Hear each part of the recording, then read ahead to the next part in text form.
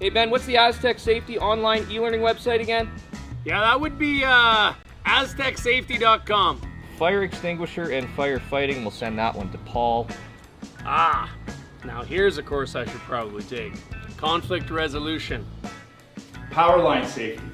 Yeah, I thought it might help me with my line calls.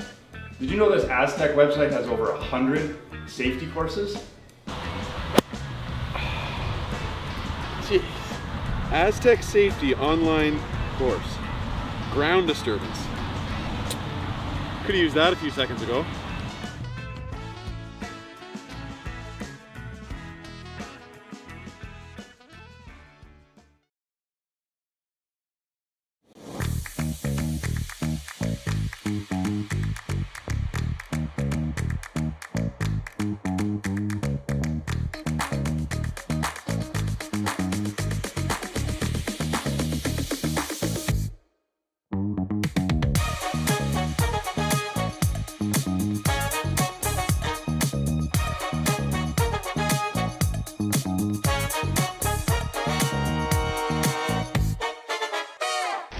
The 2025-2026 Grand Slam of Curling schedule is out, with big events happening all over Canada, like the Masters heading to London in September, the Tour Challenge from Nisku this October, the Canadian Open from Saskatoon in December, and the Players' Championship from Steinbach coming in January. Early bird weekend and full event passes on sale now at gsoctickets.com. Let's rock! The rock faces around Lake Tahoe are legendary. But this fall, new ones will emerge in the Tahoe Basin. Pullman, Moe, Gushu, and more. November 4th through 9th, the Grand Slam of Curling's first ever event in the U.S. is coming to Lake Tahoe, where the greatest rock stars on earth unite for 6 days of incredible curling, celebrity appearances, and après curl parties you won't want to miss. Get your tickets at thegrandslamofcurling.com. Let's rock! Imagine being able to stream every curling game from every sheet from any event, be it your Wednesday league game, bonspiel, or corporate event. Curling Stadium offers an all-inclusive streaming solution featuring high-quality cameras, ease of use, great reliability, and minimal installation. Offering your sponsors customizable ad space on your streamed curling games and being able to sell video packages to your corporate events for increased revenue. With Curling Stadium, you can stream to any device, be it your mobile phone, tablet, or computer.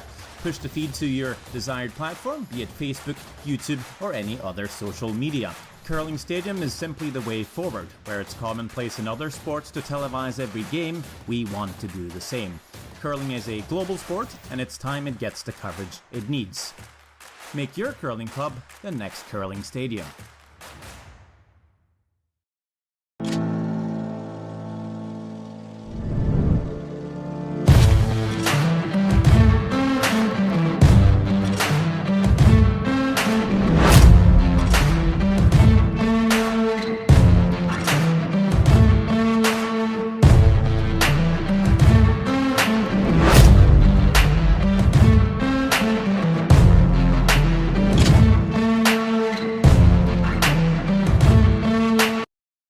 Welcome to therockshop.net, the official store for the Grand Slam of Curling. Whether you're looking for the best hats, stylish clothing, fun toys, or unique accessories, The Rock Shop has it all. Shop online anytime at therockshop.net for exclusive Grand Slam of Curling gear, or come see us in person at your next event. therockshop.net, where fans find their favorite curling gear. For over 20 years, the Sandra Schmirler Foundation has granted more than $9 million to hospitals across Canada for life-saving equipment for premature and critically ill babies. In the past 4 years alone, $4 million has been granted thanks to the curling community's incredible generosity. The need continues year-round, and with your help, we can ensure every baby has the chance to grow up and become a champion, just like Sandra. Hey guys, what can I get started for you today? Bananas away, regular? And I'll have the rip berry, but can I get vanilla oat milk? And I'll add spinach and ginger. And can I substitute the raspberries for strawberries? Also add the chia and hemp seed, and definitely have the power booster and the collagen booster. And can I get that blended twice? Wow. For Alicia, Custom Chaos? One of a kind. You're one of a kind. Booster juice, freshly made, your way.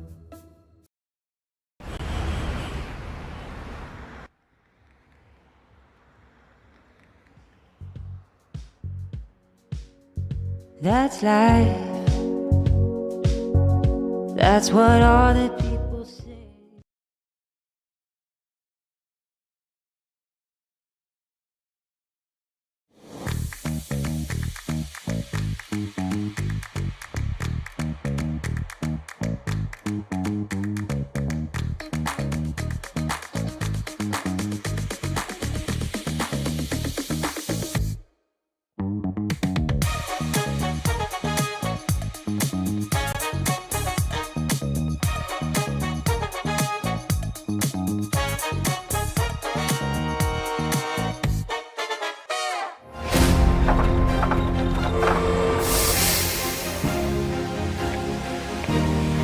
I have an idea.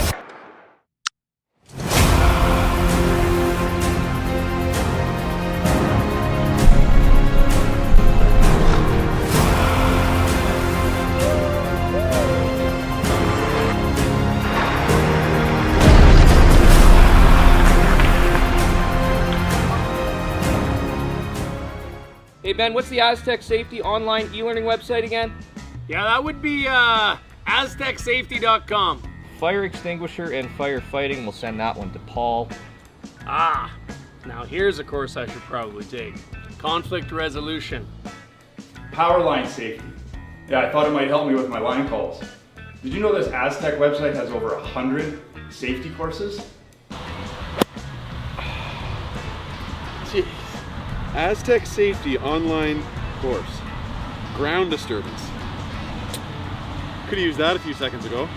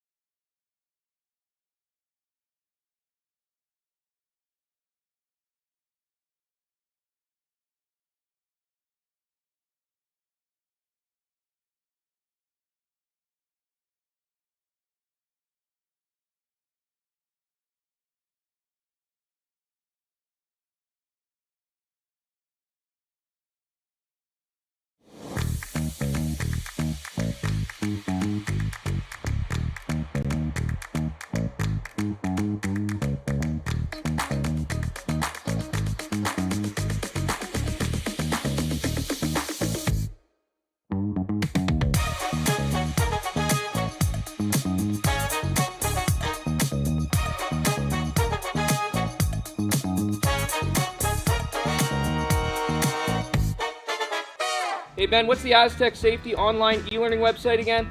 Yeah, that would be aztecsafety.com. Fire extinguisher and firefighting, we'll send that one to Paul. Now here's a course I should probably take. Conflict resolution. Power line safety. Yeah, I thought it might help me with my line calls. Did you know this Aztec website has over 100 safety courses? Jeez. Aztec Safety online course. Ground disturbance.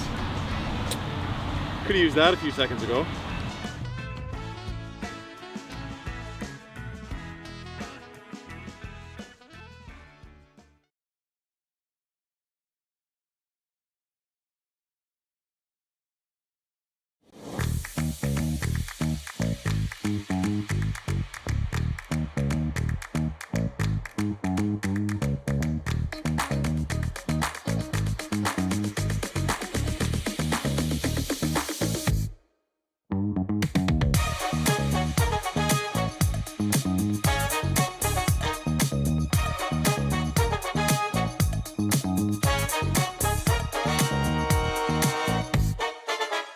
Hey Ben, what's the Aztec Safety online e-learning website again? Yeah, that would be aztecsafety.com. Fire extinguisher and firefighting, we'll send that one to Paul. Now here's a course I should probably take. Conflict resolution. Power line safety. Yeah, I thought it might help me with... The 2025-2026 Grand Slam of Curling schedule is out, with big events happening all over Canada, like the Masters heading to London in September, the Tour Challenge from Nisku this October, the Canadian Open from Saskatoon in December, and the Players' Championship from Steinbeck coming in January. Early bird weekend and full event passes on sale now at gsoctickets.com. The rock faces around Lake Tahoe are legendary. But this fall, new ones will emerge in the Tahoe Basin. Pullman, Moe, Gushu, and more. November 4th through 9th, the Grand Slam of Curling's first ever event in the U.S. is coming to Lake Tahoe, where the greatest rock stars on earth unite for 6 days of incredible curling, celebrity appearances, and après curl parties you won't want to miss. Get your tickets at the Grand. The 2025-2026 Grand Slam of Curling schedule. Imagine being able to stream every curling game from every sheet from any event, be it your Wednesday league game, bonspiel, or corporate event. Curling Stadium offers an all-inclusive streaming solution featuring high-quality cameras, ease of use, great reliability, and minimal installation. Offering your sponsors customizable ad space on your streamed curling games and being able to sell video packages to your corporate events for increased. The rock faces around Lake Tahoe are legendary. But this fall, new ones will emerge in the Tahoe Basin. Pullman, Moe, Gushu, and more. November 4th through 9th, the Grand Slam of Curling's first ever event in the U.S. is coming to Lake Tahoe, where the greatest rock stars on earth unite for 6 days of incredible curling, celebrity appearances, and après curl parties you won't want to miss. Get your tickets at theGrandSlamOfCurling.com. Let's rock! Imagine being able to stream every curling game from every sheet from any event, be it your Wednesday league game, bonspiel, or corporate event. Curling Stadium offers an all-inclusive streaming solution featuring high-quality cameras, ease of use, great reliability, and minimal installation. Offering your sponsors customizable ad space on your streamed curling games and being able to sell video packages to your corporate events for increased revenue. Welcome to the rockshop.net, the official store for the Grand Slam of Curling. Whether you're looking for the best hats, stylish clothing, fun toys, or unique accessories, the Rock Shop has it all. Shop online anytime at therockshop.net for exclusive Grand Slam of Curling gear, or come see us in person at your next event. Therockshop.net, where fans find their favorite curling gear. For over 20 years, the Sandra Schmirler Foundation.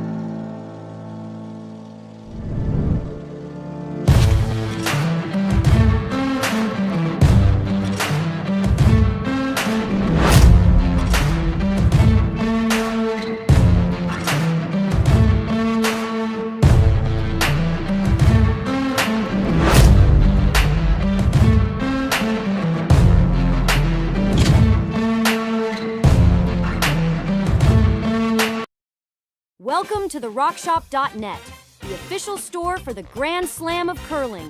Whether you're looking for the best hats, stylish clothing, fun toys, or unique accessories, the Rock Shop has it all.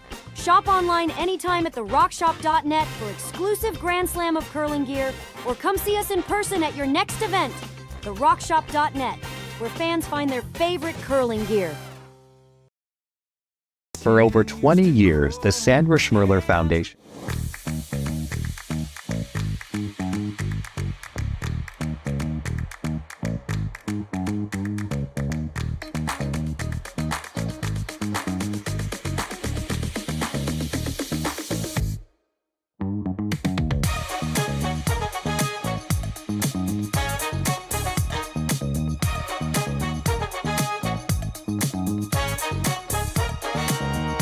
Hey guys, what can I get started for you today?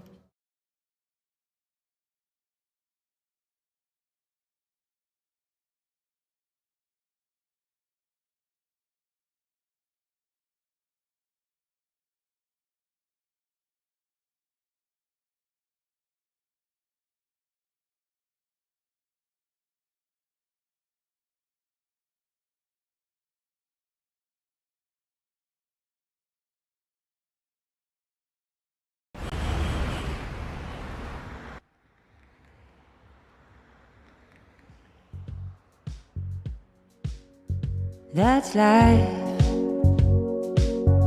That's what all the people say.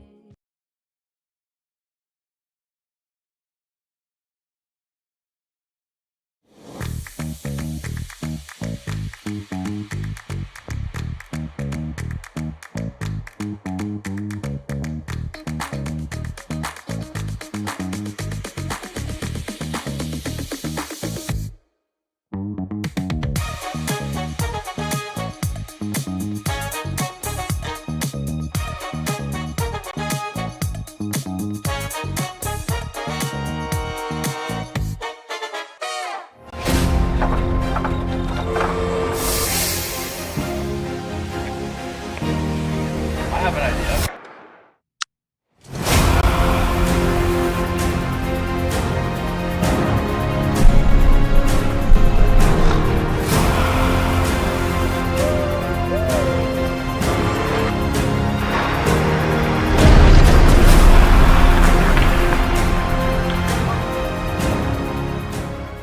Hey Ben, what's the Aztec Safety online e-learning website again? Yeah, that would be aztecsafety.com. Fire extinguisher and firefighting, we'll send that one to Paul. Ah, now here's a course I should probably take. Conflict resolution. Power line safety. Yeah, I thought it might help me with my line calls. Did you know this Aztec website has over 100 safety courses? Jeez. Aztec Safety online course. Ground disturbance. Could have used that a few seconds ago.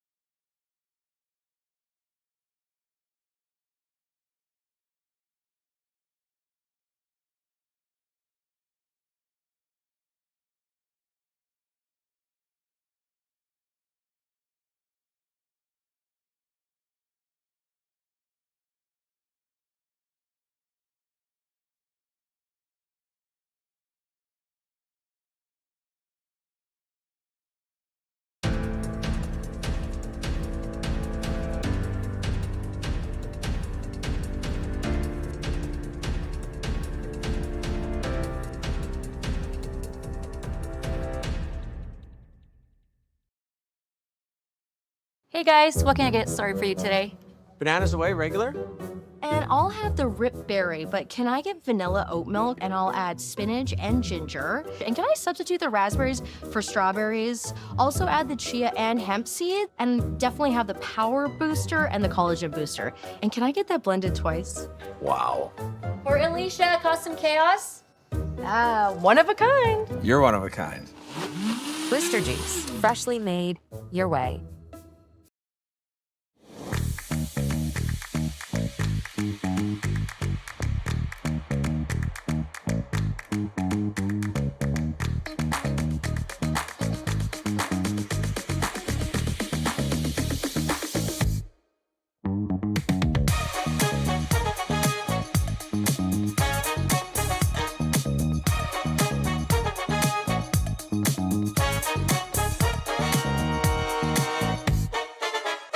The rock faces around Lake Tahoe are legendary. But this fall, new ones will emerge in the Tahoe Basin. Pullman, Moe, Gushu, and more. November 4th through 9th, the Grand Slam of Curling's first ever event in the U.S. is coming to Lake Tahoe, where the greatest rock stars on earth unite for 6 days of incredible curling, celebrity appearances, and après curl parties you won't want to miss. Get your tickets at theGrandSlamOfCurling.com. Let's rock! Good evening, everyone, and welcome to the final round-robin draw in the 2025 Saville Grand Prix. We are at the Saville Community Sports Complex here in Edmonton, Alberta, on the grounds of the University of Alberta. I'm Jim Nix. I'll have Kaylee working production with us this evening, and we are just about to get underway in the final round-robin game before the playoffs.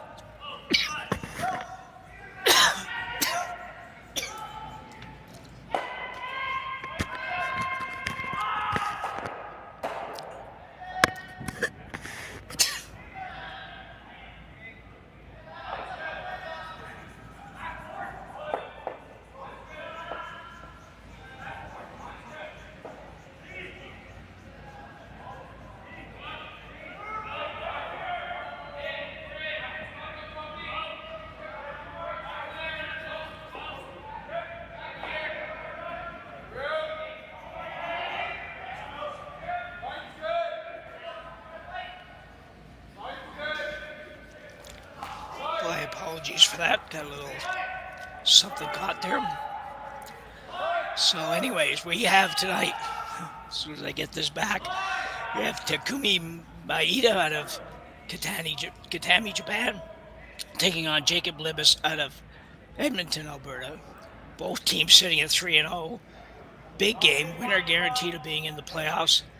And I'm not sure, I haven't seen the whole bracket, but the way it works, top two teams from each division, barring somebody else in another division having a better record, will qualify for the playoff round, and I don't think that's probably possible here, so I think both these teams are in the playoff round. Now it's just a matter of whether or not they finish first or second, which there's usually a little advantage to that finishing first thing. Sometimes it's last rock advantage in the playoff game. Sometimes it's who you play in the playoffs. And sometimes it's just because it's nicer to win than lose. So it looks like Maeda has hammer here in the first end, throwing the yellow stones. Good team, seen this team a few times over the last couple of years, and definitely a good team. Jake and Libbus, they spent a lot of time working on the game. I had a conversation with lead Michael Hendricks last year on sweeping, which was very interesting. They do dedicate a lot of time and energy and effort to the game. I'm not sure that they travel a lot. Obviously, that's a very expensive proposition and not always possible for everybody to travel a lot. But so I'm not sure how much Libbus gets out of the area, but there's so many good events. If you're somebody that lives in Alberta or out west anywhere, really. I'm in New Glasgow, Nova Scotia, so I don't see these, but there's just so many top-end events and that you can play in without traveling very far, and a great shot there. Second stone, Zachary Poliak.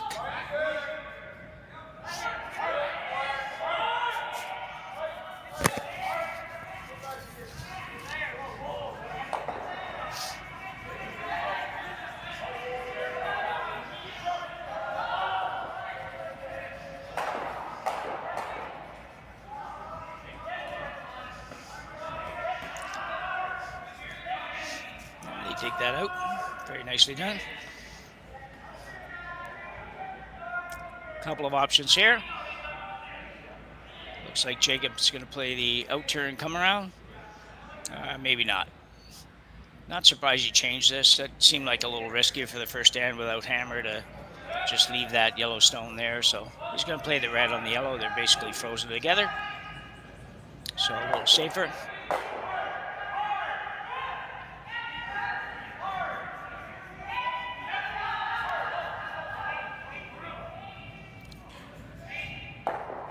Second stone, once again, Zachary. Looks like Polyak, I believe would be how you pronounce that. I could be wrong.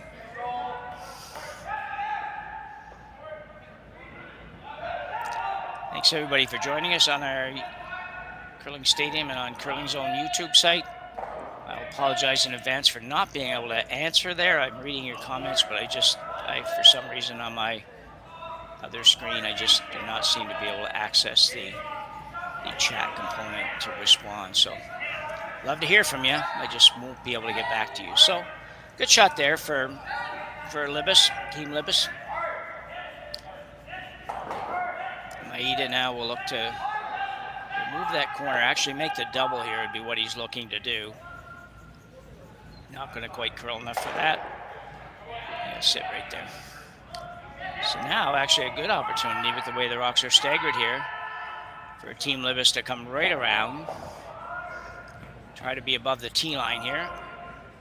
And it doesn't have to be super deep, but it wouldn't hurt to go right to the top of the button with this.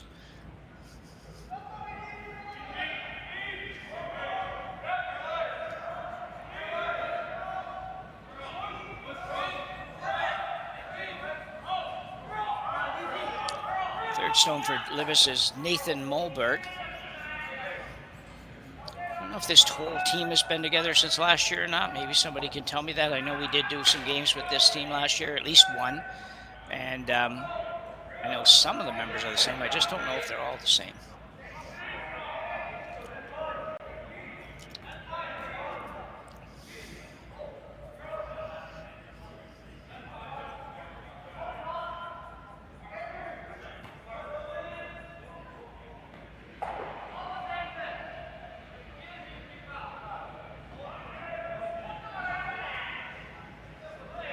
Very nicely done. Tiny little bit deep, but very good effort. Very colorful outfits by the Team Maeda. Third stone is actually Hiroki Maeda, and I don't know if there's a relationship there, if there's any relationship, or just happen to have the same last name. Hiroki's got a little bit of a tuck action going on. Don't see that too much from teams from Asia. Or Europe, for that matter.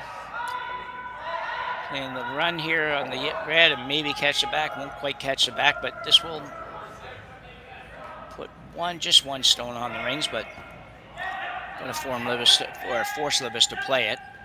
Can't afford to leave that there.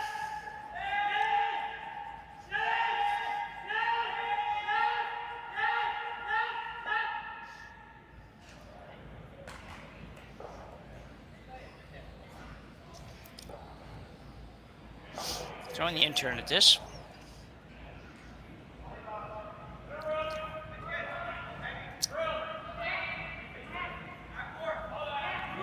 Very intense. Everybody's intense, just some people you notice it on, and other people are not so much. Can't really do much with this. Might be able to roll a little bit towards the corner, and he will. Very nice. Very nice, tough double now. If Maeda would like to take it on, I'm not so sure it's there. So he's looking at maybe hitting and rolling in the general area of that stone. Still trying to figure out a way to get two here in the first end.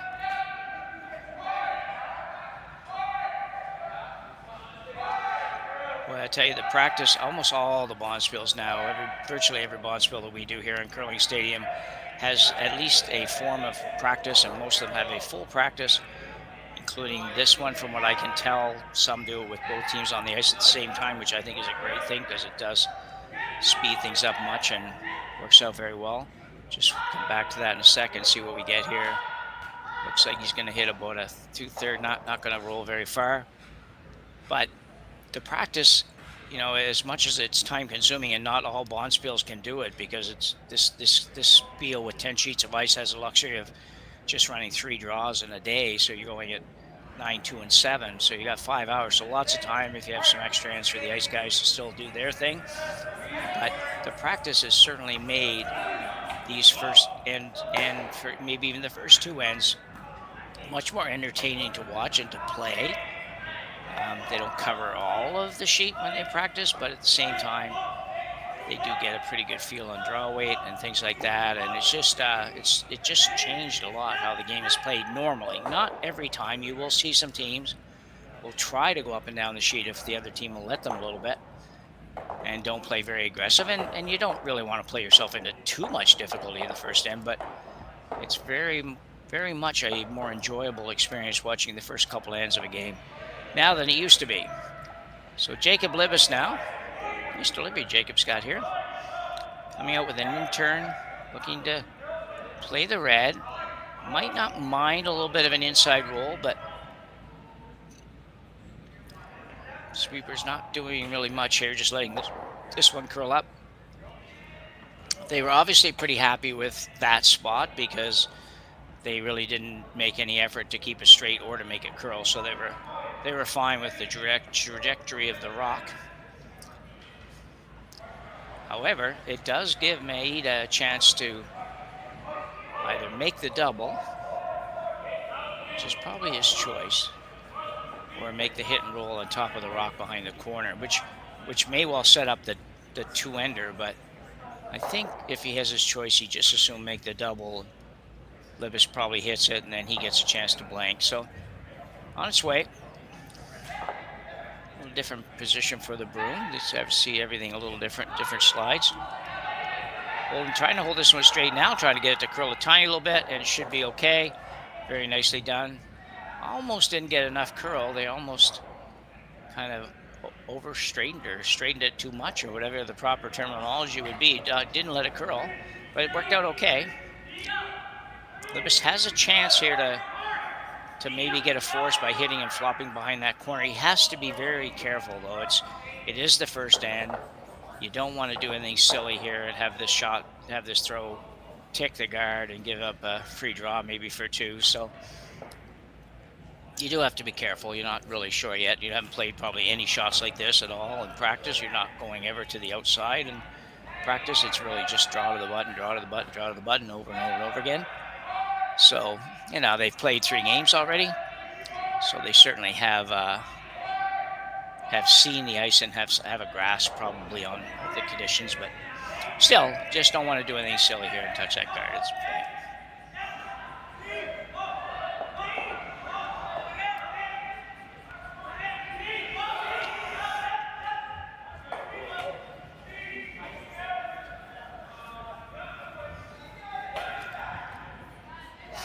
Just trying to keep it a little bit straight, make sure it doesn't do anything funny, and it'll stay right there. So, like I said, a little outside roll, I guess, behind the corner would have been very nice for Jacob Libbus there, but just a little scary. It's a little bit difficult to commit to that shot 100% here in the first end. So Maeda now with a chance to blank, and definitely would like to do that. I'm 50-50 on these this time. I had 2 games, and twice teams went through a whole end, ran through an end, and tried to blank. Once it worked, and they made it, and once it nose hit, and they didn't make it. So working hard on this, trying to hold this straight. Should be okay. Got a ton of weight. Will he get it out? He may or may not. Might not get this out. Gotta go, and he will not. So a big break for Libbus, not really a force, kind of a force, but not really, kind of a wide open hit. Just missed a roll. That was a lot of weight too. Surprised he wasn't able to hold that, but Libbus will be down 1. Maeda takes a 1-0 lead after 1 end of play, and we'll take a short break and be back in a minute.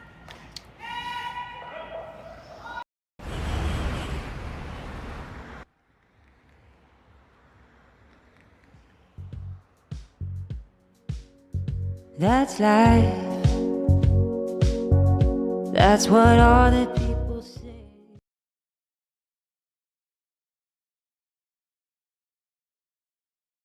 Hey Ben, what's the Aztec Safety online e-learning website again? Yeah, that would be aztecsafety.com. Fire extinguisher and firefighting, we'll send that one to Paul. Ah, now here's a course I should probably take. Conflict resolution. Power line safety. Yeah, I thought it might help me with my line calls. Did you know this Aztec website has over 100 safety courses? Jeez. Aztec Safety online course. Ground disturbance. Could have used that a few seconds ago.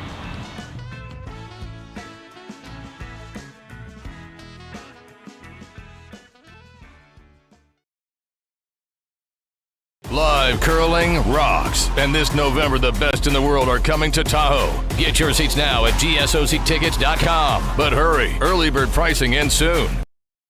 Hey guys, what can I get started for you today? Bananas away, regular? And I'll have the rip berry, but can I get vanilla oat milk and I'll add spinach and ginger? And can I substitute the raspberries for strawberries? Also add the chia and hemp seed, and definitely have the power booster and the collagen booster. And can I get that blended twice? Wow. For Alicia, Custom Chaos? One of a kind. You're one of a kind. Blister juice, freshly made, your way. So after an unsuccessful blank attempt by Team Maeda,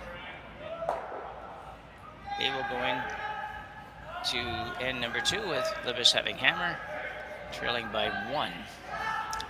It's always a bit agonizing when you play.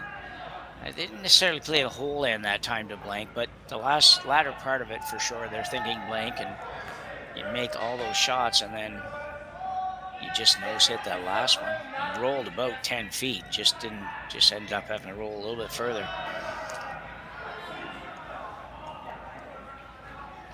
So coming around here, turn draw around, really carving this in nicely now. It's moving pretty much sideways. It does that here at Saville. Very nicely done.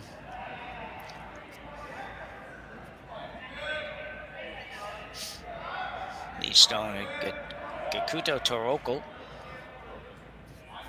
for Maeda.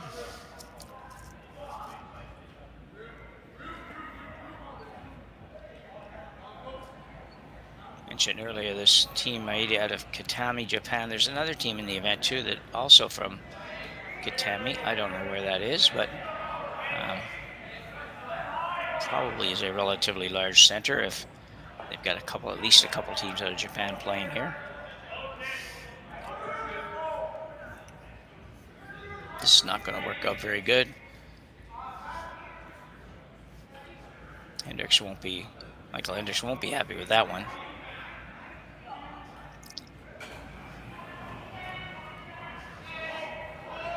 So second guard going up for Maeda, looking to be, I think we indicated with his finger, number 1.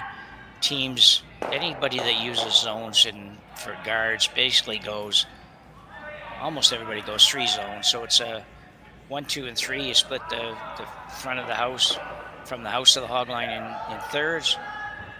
1 being the furthest out third, 2 being the middle third, and 3 being the third that's closest to the house. So if you ever see them indicating by number, sometimes when you can hear them, you'll hear that, but we don't have that ability here today. But anyway, if you do see them indicating with their fingers when they're throwing a guard what that is, you'll at least know what that is.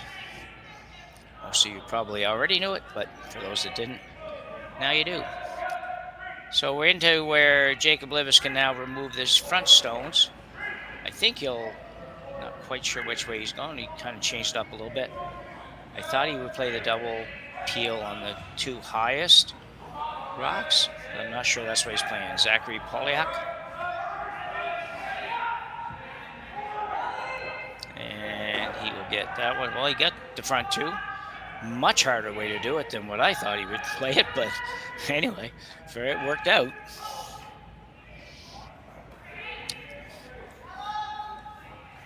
And no, that wasn't the intention, if anybody's wondering. Nobody would ever call the shot that way. That was a little bit fortunate.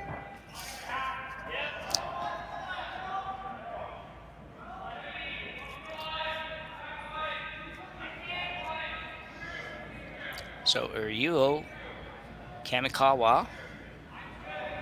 Now I'm going to probably stick with the last name on Uru. Very U-R-Y-U. Looks like it shouldn't be that hard to pronounce, but I know I'm making a mess of it, so.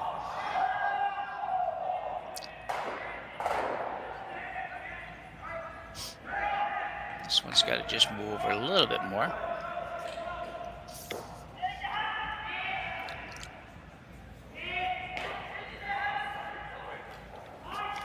Yeah, it could be a little too deep for sure.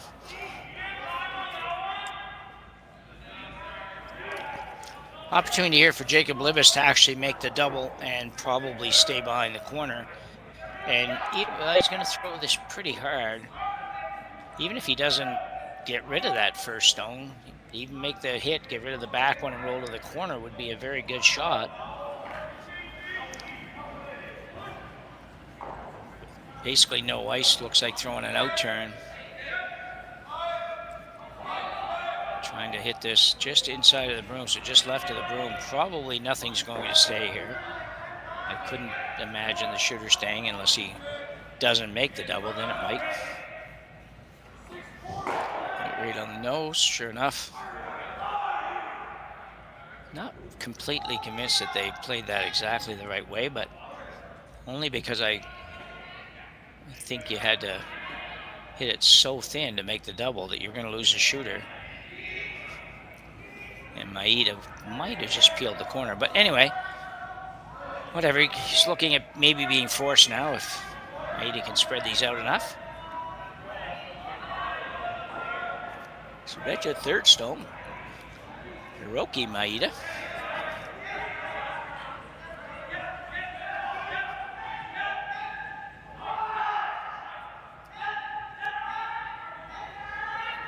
And right on the nose. That's pretty good. There's really no double, no realistic double here.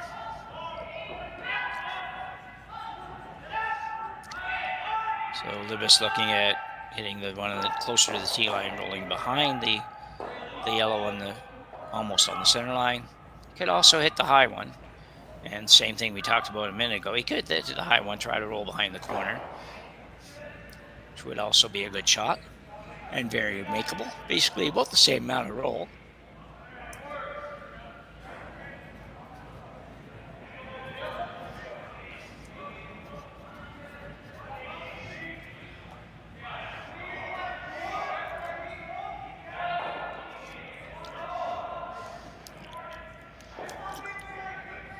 I think this one's going to curl enough. Interesting that they don't try to make that move further. Very few teams on a shot like that appears to have a chance of making a roll. Very few teams don't go after that to try to make a roll. They may well have also thought they weren't going to get the full roll, so let's not bother to stay out here. So Maeda now, I'm sure, will try to make the roll. Force Libbus to play a double.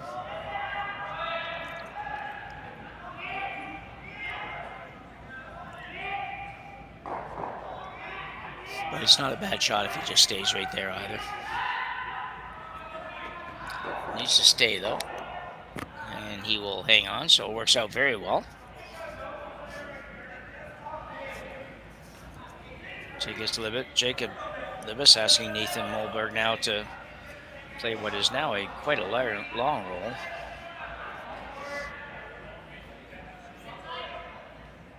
Would definitely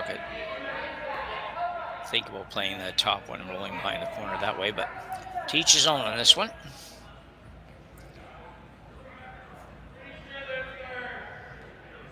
Planning on being able to back this up a little bit, or it may go backwards a little bit on its own, depending on how Nathan lets it go.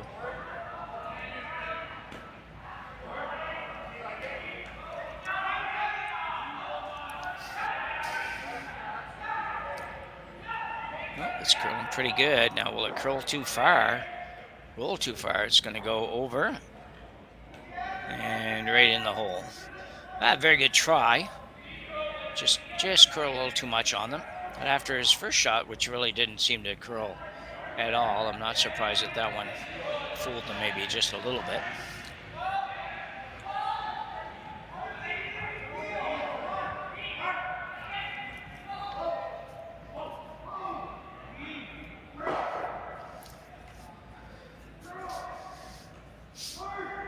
So skipper Takumi Maeda now. Maeda, rather. As I say, holds the room very distinct. Just looking to hit the one that Libbus team Libbus just threw, and stay right there would be fine. But he's got to hit it, and he's maybe not going to touch it. That's a big miss on a wide open shot. You just do not see that very often.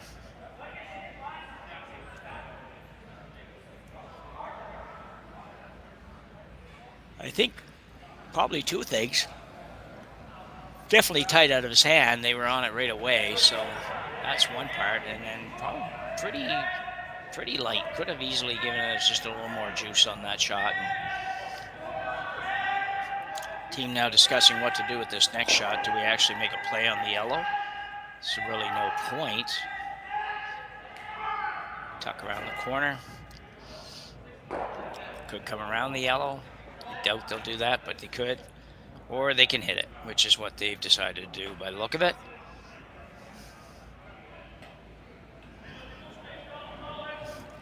I do like the draw around the corner as well. Just leave it high and half buried, or even just a piece buried. Wouldn't be bad, but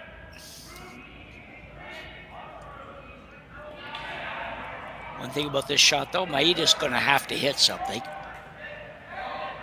He's not going to just ignore it and draw, so as long as he can hit this and even stay out there somewhere, Maeda probably plays a double. It's about a 10-foot double, so I think this is probably the smart shot. Jacob Libbus.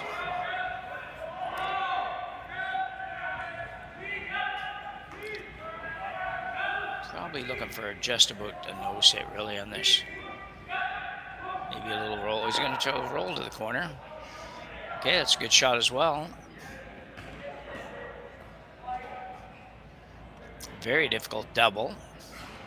Maybe a chance to roll behind the corner for Maeda. Nothing really wrong with that shot. I thought he was just trying to hit it and stick it right there. But this was a good effort as well, so. Yeah, I don't know. Third stone kind of lining up the angle on the back one, so he may be going to take a run at this.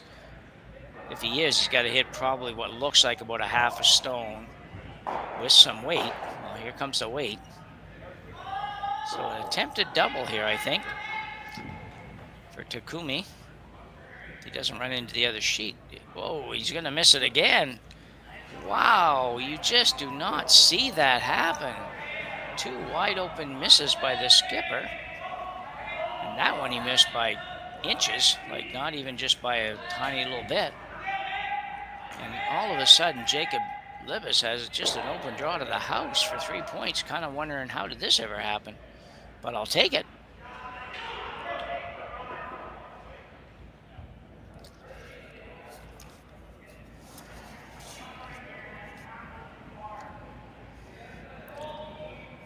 Especially a team like Maeda that's sitting at 3-0, and really when you look at their games, had pretty good control of all their games. You just don't see that.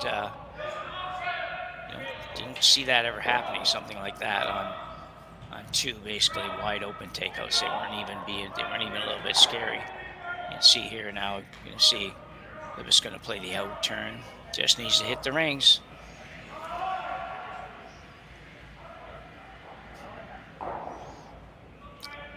12 feet to work with. Broom down, just kind of a heavy clean on the way down. There's all kinds of theories on sweeping, and unfortunately, I don't know them all. What I do know is that that's fine. So, nice draw, basically T-line weight. Good job by Team Libbus. They pick up a 3 without even trying, really, in that end. So, we will go to end number 3 when we come back from the break, with Libbus ahead 3-1 here at the 2025 Saville Grand Prix in Edmonton, Alberta. Developed over a decade in collaboration with the finest ice makers this side of the Atlantic, the Pebblehead PB5 is nothing short of a triumph of sophistication and craftsmanship. Weighing less than half its lumbering copper predecessors, yet boasting tenfold their durability, the PB5 delivers perfect, consistent ice, time after time. The PB5 by Pebbleheads.com, the apex of ice-making ingenuity for the roaring game of curling.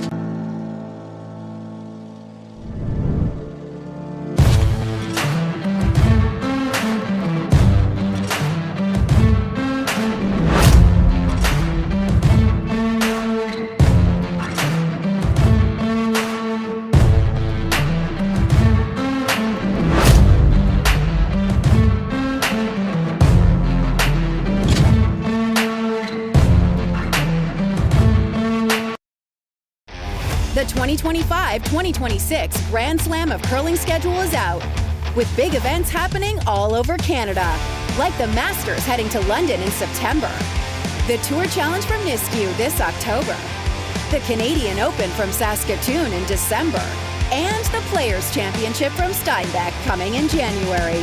Early bird weekend and full event passes on sale now at gsoctickets.com. Let's rock!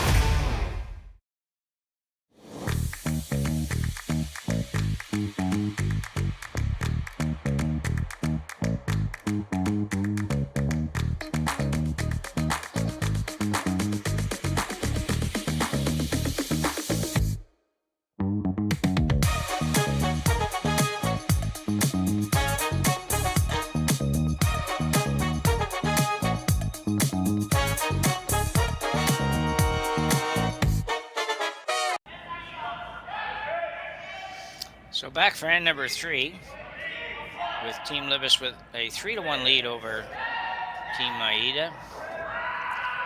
Very disappointing end to that previous end for the Maeda team, where skipper Takumi just missed 2 wide open takeouts in his last 2 shots, and as I said a number of times, and I'll stop after this one, that you just never see that. You literally do not see that. You might see a couple of missed takeouts on shots that have some degree of difficulty beyond being wide open, but you sure don't see that very often. And on top of that, I will tell you that if you don't know, these 2 teams will be the 2 teams that advance from this division. They are both 3-0, as I mentioned earlier, but there is nobody else that's even at 500 from this division. So chances are it'll be just these 2 teams. There's a bit of a convoluted way to determine maybe what would be the final 7th or 8th positions. And it gets a little bit detailed depending on if somebody in another division had a better record than the 2nd place team in one division. So anyway, for now, we'll probably be able to let you know pretty close as we get near the end of this game what it looks like as far as who's going to move on. Maybe not a final result, but you can also check it out on Curling Zone, where you can find all the scores of all the events that are on this weekend. And you can certainly find all of the line scores from this event and the standings, and also the quarterfinal brackets are there. I'm not sure when they'll get filled in for sure, but they will be filled in as soon as we have the final results from the host committee, I guess, probably is where that would come from.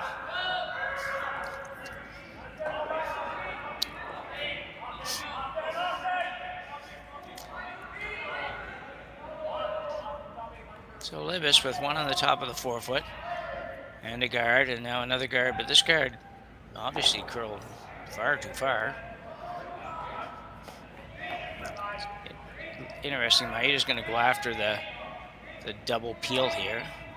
A little bit surprised. I don't know that he really needs to do that. This rock is well off the center line and long enough that I think you can go around it on either turn, but he's going to give it a go. Lots of weight, and he will be okay with it. Red one rolls to sort of one of those tweener guards between being a center guard and a corner guard. But in the meantime, Jacob Libbus will throw up another guard. on his rock that is really just in the 4 foot.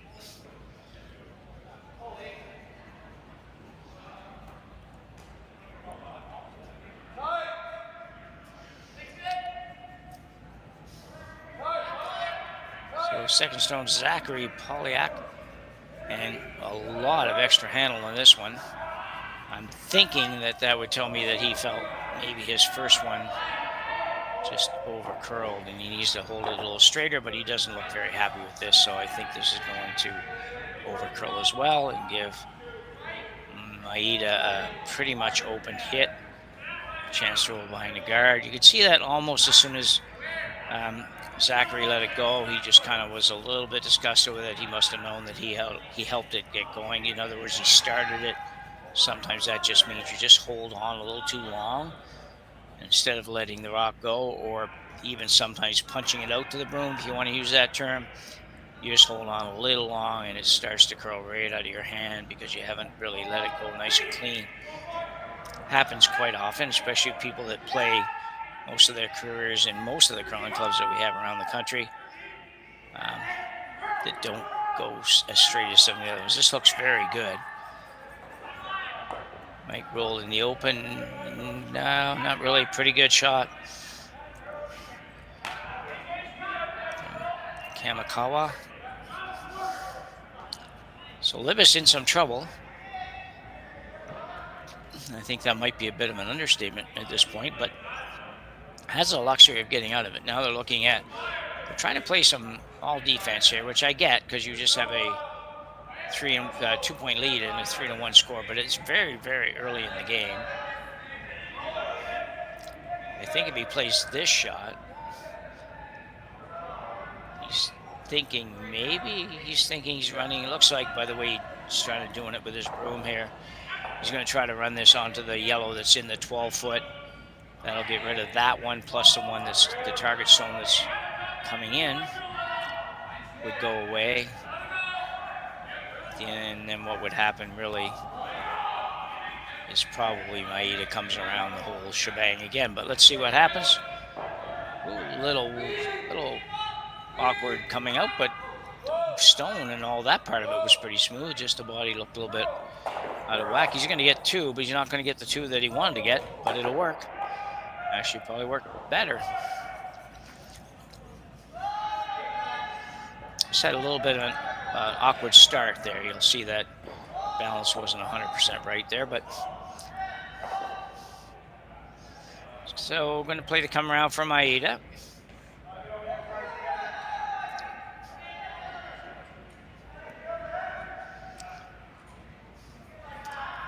Try to come around, stay above the tee line, and stay probably, in this case, he'd like to be probably just really full 8-foot. Maybe you could bite the 4-foot. If you go in too far, what happens if you get right into just in front of the tee line, Libbus decides not to play some kind of run and just follows you down. If he makes it good, you're still shot, but you now have a very, very small scoring zone for your second shot. So you don't necessarily want this to be real deep. You'd like it to curl another 3 feet, though. Going hard. They like a little deeper than that. Whew. Had to work really hard just to get that to the paint. Which means Libbus can play this hit and roll off the yellow on the right as we look at it. Pretty much wide open. Looking for, I don't know what weight that would be. Usually that would be sort of that symbol of down around your, kind of around your belt. Would be normally, I think, most cases it would be kind of some sort of down weight, something in around the maybe board or board plus range. I don't think it is with these guys. It looks to me, we'll see in a second, but yeah, it's not a lot of weight, okay. Yeah, so somewhere in there, some kind of easy weight of sorts. Sweeper's not really doing much, just keeping it clean. Michael Hendricks now doesn't need to do that. It's going to roll too far. Mulberg not really happy with the result. Naturally, because it was a bit of a wasted opportunity. He did have a chance there with the roll. Still pretty early in the year for a lot of these teams. I should say that because, you know, although we'll see the teams on TV and we'll even see some of these teams where, you know, we've done, I don't know how many events so far this year, certainly the ones that I've been involved with, probably 4 maybe even 5 or something, but a lot of these teams aren't playing in those. Maybe they're somewhere that doesn't even have ice yet, or up until now, up until recently, he's gonna get the little roll. He's not gonna get the roll, so another chance for Libbus. And he's not gonna be super happy. Nobody's happy in this game right now, but anyway, yeah, some of these teams are only playing maybe their first event, maybe the second event at most, but they may not be curling even regularly in clubs yet. I know the curling club that I curl out of has ice this week, but that's just pretty early actually for us when we have ice in the early part of October, which would have been, it's just the 11th. Like we've had it on for probably 5 or 6 days now, so 6th or 7th. That's pretty early for us. And we're not alone. Most of the rural clubs in this part of the country are somewhere around the middle of October, maybe a week before, maybe a week after, something in there. The city clubs maybe are, being Halifax, when I say the city clubs are mostly open, although there's some consideration that Dartmouth Curling Club may not get open at all this year, which would be really disappointing. Very old, distinguished curling club in Dartmouth, Nova Scotia, across the water from Halifax. For anybody that doesn't know the area, 5-sheeter, and just a few years ago had an overflow of members. They really couldn't take anymore, but struggling a little bit now. Have some things going on in the club that need some work, and like a lot of curling clubs, they don't have a lot of extra money, and we'll see. Hopefully they get it figured out and are able to get up and running. Big loss to curling here in the Nova Scotia. This one's going to go too far too. The guys really are not getting much of a handle on how to make these rolls. Both teams, neither team has really made much when it comes to the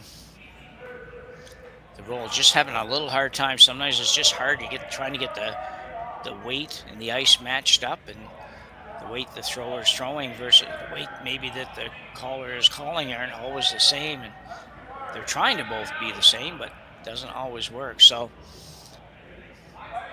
another chance. Seems like it's just a definite game of chances here. Another chance for Maeda to sink one around, sit 2. He can if he can put this around there and be above the tee line, it will make it very difficult for Libbus to avoid 2, and maybe difficult to avoid a 3-ender. So needs to make it. He'll be pretty pumped to try to make this one after having 2 misses the last end, but I'll tell you, I'm not so sure. The guys are on this really hard, right out of his hand. The question is, can they get it there? Both guys on the same side now, trying to get it there, but also make it move. And he's going to get there. Now, can he bury enough? Well, that is one tremendous sweeping job by the front end there. They took that from the second he let it go right to the top of the forefoot and buried it. Just a well done sweep by the front ender there, front enders. Great jobs. Libbus looking at how to escape this. Looking at maybe coming down and just picking the back one. And giving up just an open draw for 2.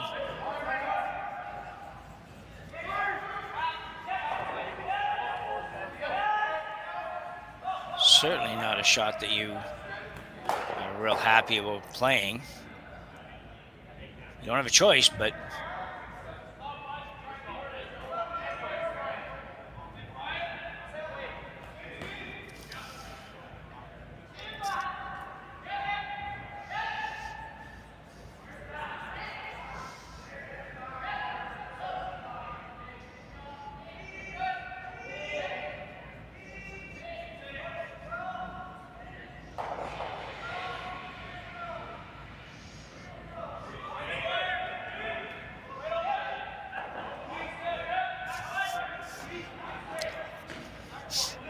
and he'll get the top one. I don't think it really mattered which one he got. Just had to make sure he got one. So Jacob Libbus escapes a 3-hander, but will probably give up 2 here. With Takumi Maeda just needing a piece of the paint to get 2.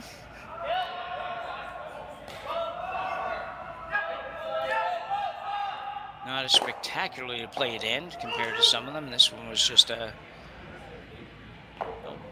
no real big blatant misses to speak of, but just so many opportunities to make a roll that nobody made. So Maeda now probably tried to give the sweepers a little tiny bit more than the last shot. They still might not have been 100% recovered, although most of these guys are, or most of these curlers now are so athletic and they recover pretty quick. It's like a hockey player, you just need probably 30-40 seconds to recover before you go again, and there's the draw for 2. And we will be all tied up after 3 ends of play here at the 2025 Saville Grand Prix on Curling Stadium. We are in Edmonton, Alberta at the Saville Community Sports Complex. We'll be back right after the break. Developed over a decade in collaboration with the finest ice makers this side of the Atlantic, the Pebblehead PB5 is nothing short of a triumph of sophistication and craftsmanship. Weighing less than half its lumbering copper predecessors, yet boasting 10-fold their durability, the PB5 delivers perfect, consistent ice, time after time. The PB5 by Pebbleheads.com, the apex of ice-making ingenuity for the roaring game of curling. Live curling rocks. And this November, the best in the world are coming to Tahoe. Get your seats now at gsoctickets.com. But hurry, early bird pricing ends soon. Imagine being able to stream every curling game from every sheet from any event, be it your Wednesday league game, bonspiel, or corporate event. Curling Stadium offers an all-inclusive streaming solution featuring high-quality cameras, ease of use, great reliability, and minimal installation. Offering your sponsors customizable ad space on your streamed curling games and being able to sell video packages to your corporate events for increased revenue.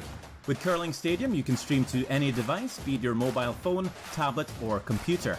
Push the feed to your desired platform, be it Facebook, YouTube, or any other social media.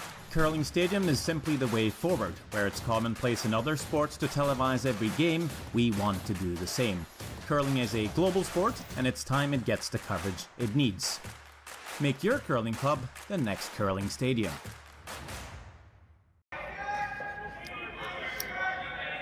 So as we go to the end number 4 here, we're kind of back to where we started. All tied up, this time at 3.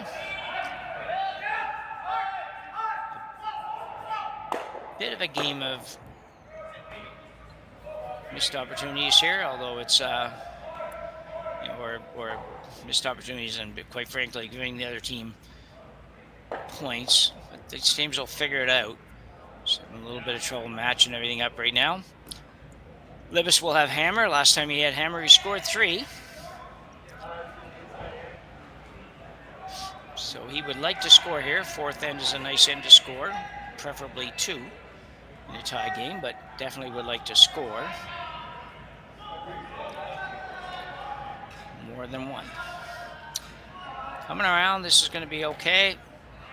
The top 4 foot and completely behind the guard for Taroko. Well done. So you can see the center guard went up, the corner guard went up, the come around happened, and now Michael Hendricks will look to play an out-turn draw behind the corner.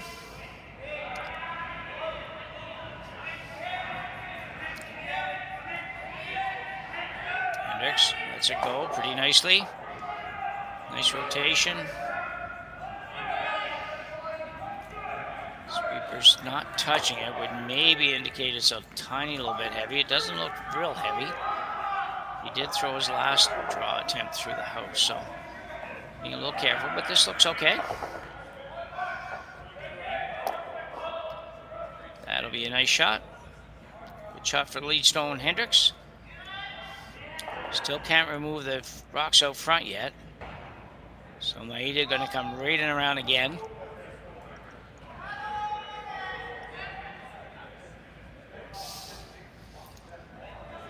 This is Kamikawa.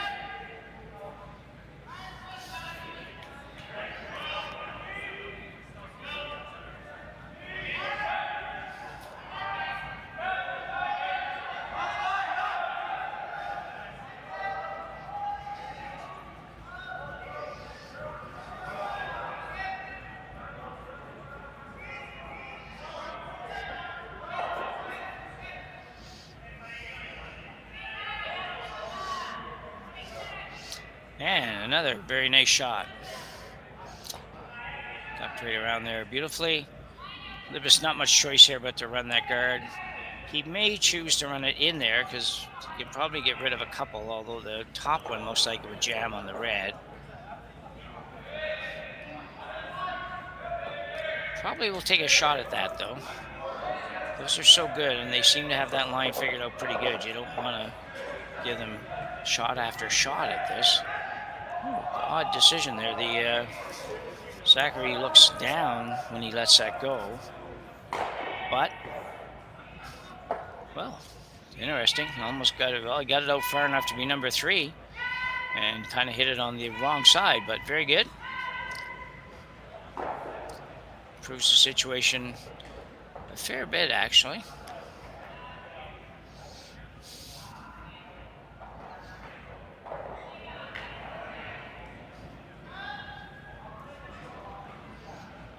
Thanks to colleague Dave Schmel, who's actually in Pittsburgh curling this weekend, telling me that Kitami is in Hokkaido, which is the northernmost island of Japan. So thanks, Schmel, for that. Might answer you on the chat thing, but I still haven't got that figured out. It just doesn't seem to want to let me type anything in there, so I'll get that fixed sometime in the next couple of days and be able to use that again the next time I'm on. But for now, nice guard. So Libbus with another chance to run back. This is not a real crazy long run back for these guys.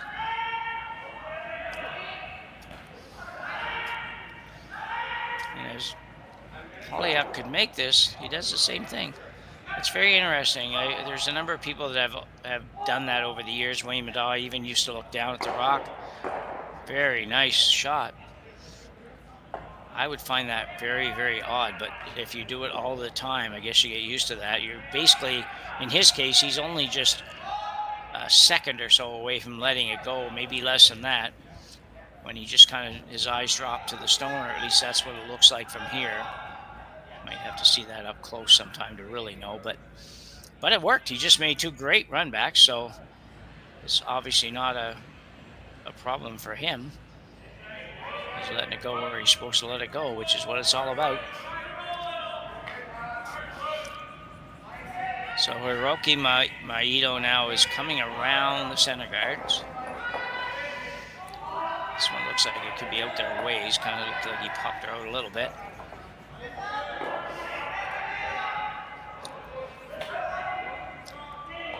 Starting to move pretty good now.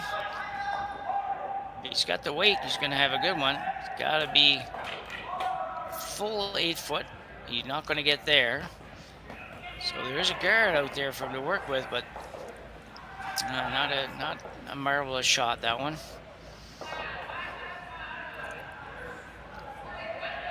So Team Libbus now looks like they're going to throw the intern. Same shot that Maeda just tried.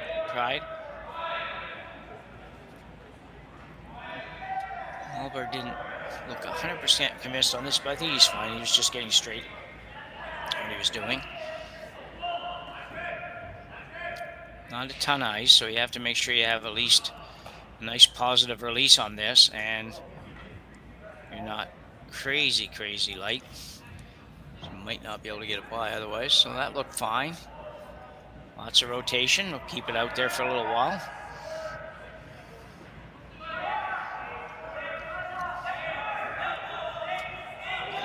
And Hendricks on the brooms is starting to move.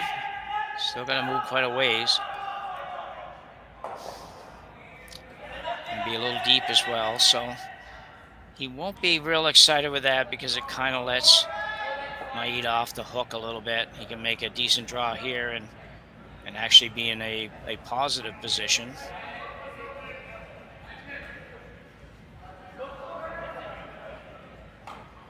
He'll look to have a much better run at this one. His previous shot sitting out there a couple feet in front of the house. That's not the preferred location.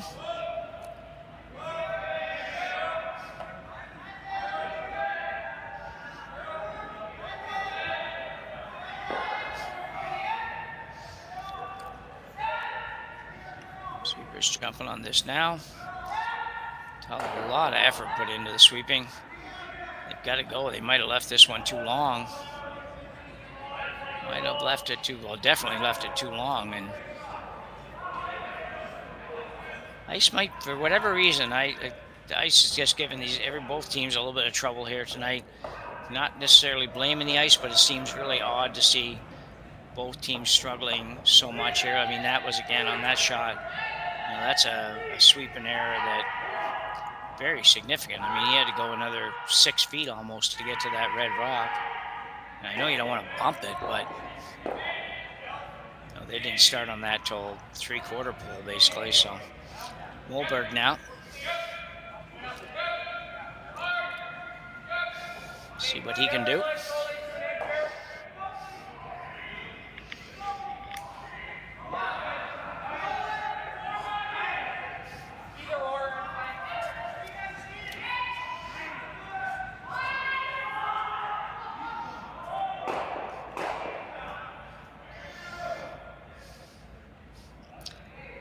That's a good shot.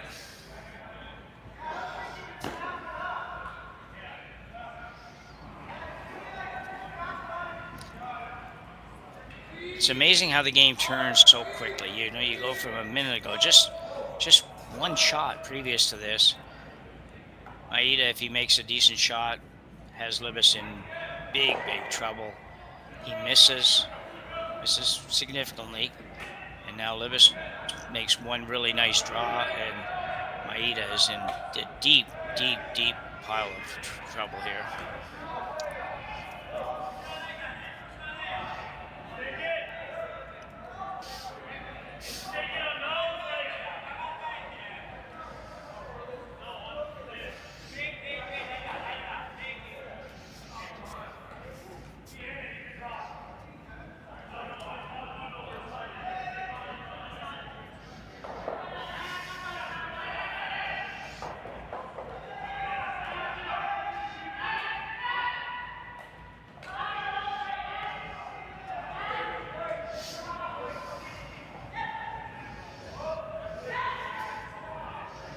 To make a roll here. Gonna be really close on this if we can get a little bit more. Well, he didn't get shot, but I'll tell you what, that's still a very nice shot. Very gutsy shot. I don't know if he had a lot else, but still, to play that. And if he gets another, maybe an inch, we'll have a look again. Thanks, Kaylee. You're gonna look at this again, and he gets just a tiny little bit more. Looking to make a top roll. He threw the out turn. Okay, so they had to hold really close on this tiny bit straighter, and he actually would have got the top rock, and maybe didn't get shot. But I'll tell you what, that's still either way, just a tremendous shot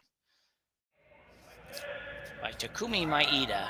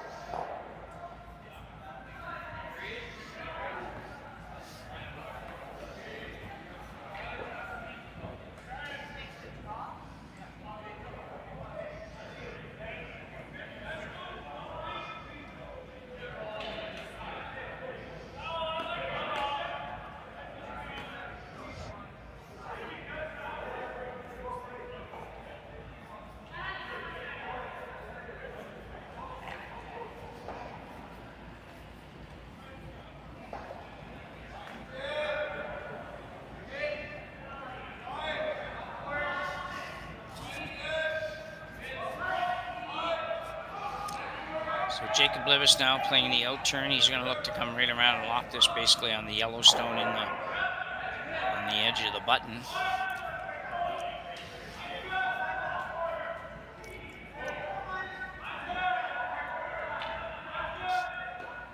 Going to be close, I think. If they get enough curl, and probably will.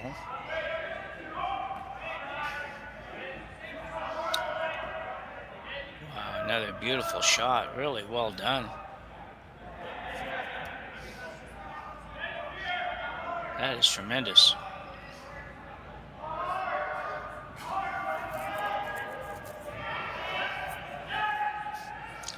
So Maeda now really in a lot of trouble.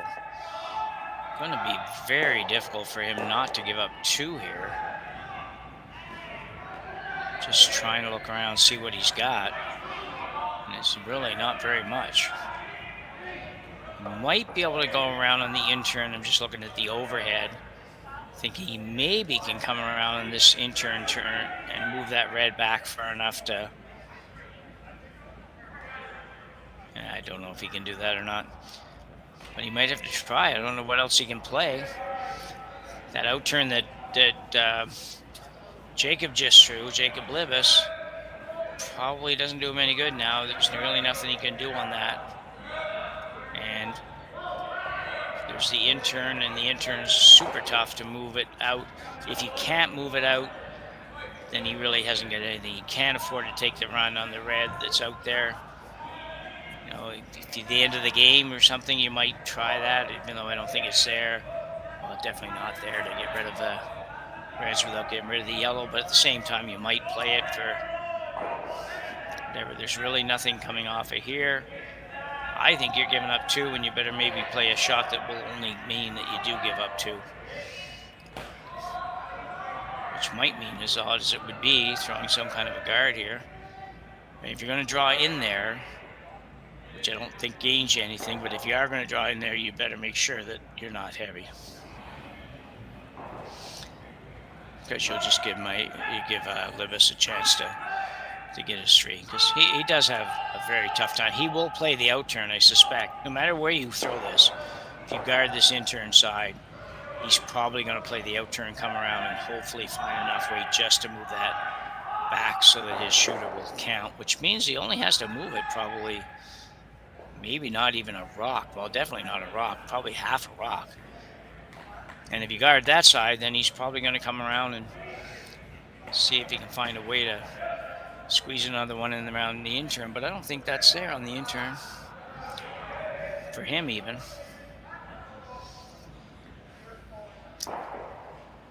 So Maeda's throwing the shot here that I just really not quite sure where he's going to put it. I think he's really trying to just take something away from Libbus, but I'm not sure he's taking the right side away. I think the other side is a more realistic chance for 3 than this side.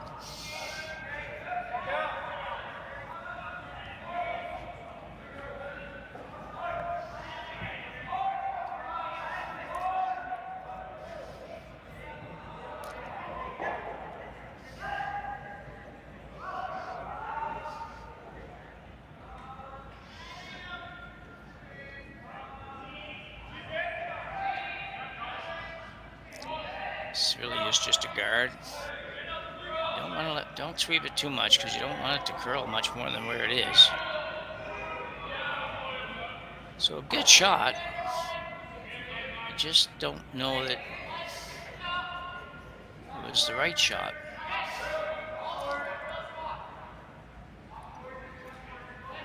I do believe that he guarded the side that was the more difficult shot for Libbus than this one, although I'll tell you what, this is not easy. I know he just made it, more or less, he made a draw, but now you've got to throw a little tiny bit more than draw weight and still have it hook enough. It's just a tough, tough shot.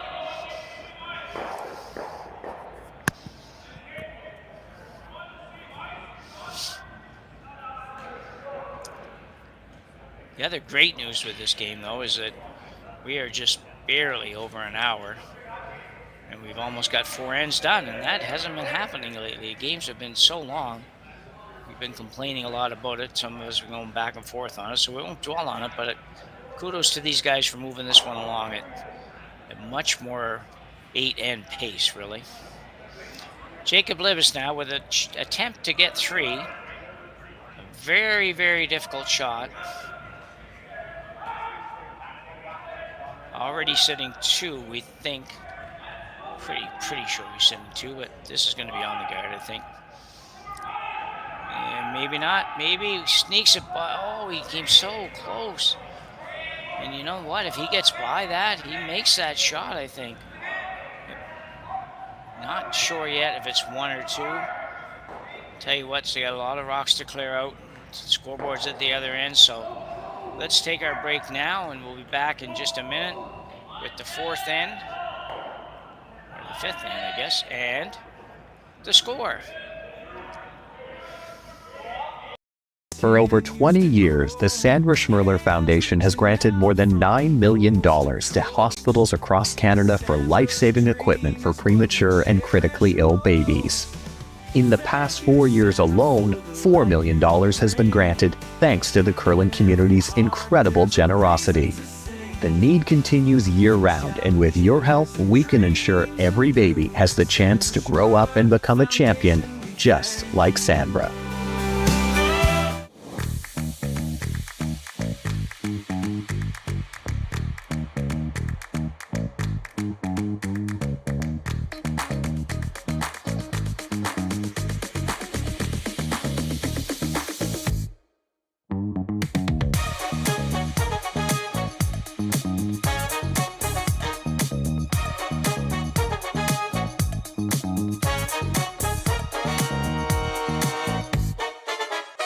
Hey guys, what can I get started for you today?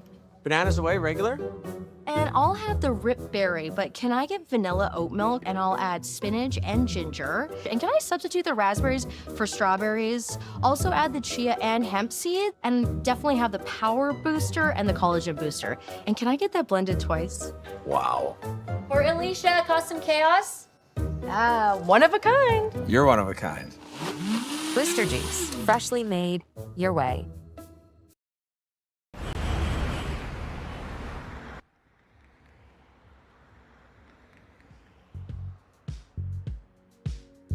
That's life. That's what all the people say.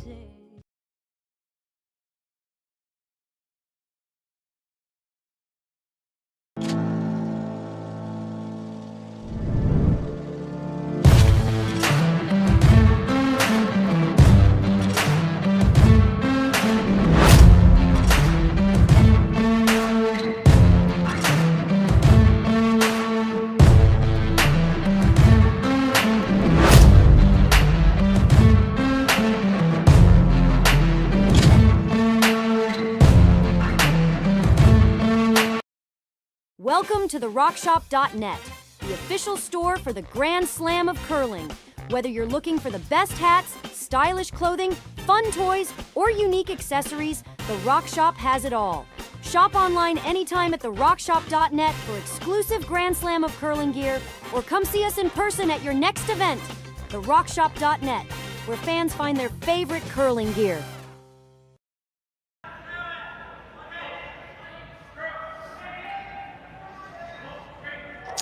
So we are back momentarily. They haven't actually even posted the score yet, and we have a few minutes left, so we are going to let you take the chance to support our sponsors for one more trip through the commercial, and we'll be back right after that.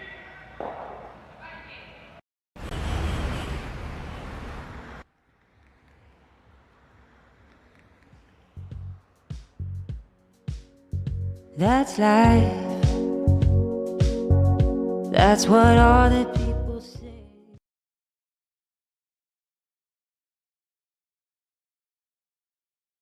Hey Ben, what's the Aztec Safety online e-learning website again? Yeah, that would be aztecsafety.com. Fire extinguisher and firefighting, we'll send that one to Paul. Now here's a course I should probably take. Conflict resolution. Power line safety. Yeah, I thought it might help me with my line calls. Did you know this Aztec website has over 100 safety courses? Jeez. Aztec Safety online course. Ground disturbance. Could have used that a few seconds ago.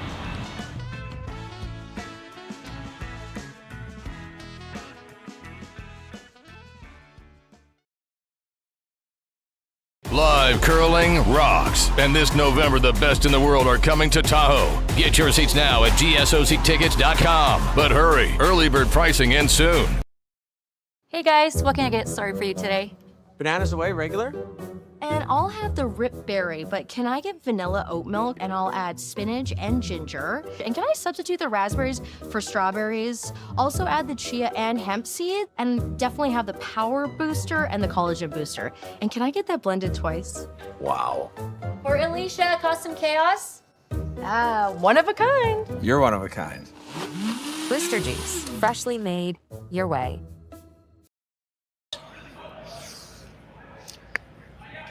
So back for fifth end action here at the Saville Grand Prix. Jim Nix with Kaylee handling our production for us today. We have a pretty good game going here. It's a good game because it's close. And there's been some nice shots, but there has been a number of misses, which has resulted in the score still being close. But you know, both teams seem just a little bit confused by ice and some tricky situations, but at the same time, there's been some great shots too. So Libbus with a 2 in the fourth end has taken a 5-3 lead here as we go to end 5. Guys have moved this game along very nicely, and we again got to give them kudos for that, because some of the teams are not doing that, and it makes for a long day for everybody, for you watching, for us doing this, and for the ice makers and people that are trying to get done what they have to get done. But this one slides in to the house, so Maeda's going to ignore it. Go to the corner guard. That one that slid in was not unintentional. Definitely was where they were trying to go. Trying to set up a corner here now for Team Maeda. Going to be over curling a little bit. You know, we'll have the corner, but not maybe quite as much of the corner as you'd like to have. I always like to be able to have the corner guards be protecting a piece of the 8-foot at least. Just gives you more room to work with. Michael Hendricks now looking to basically duplicate the shot he just threw.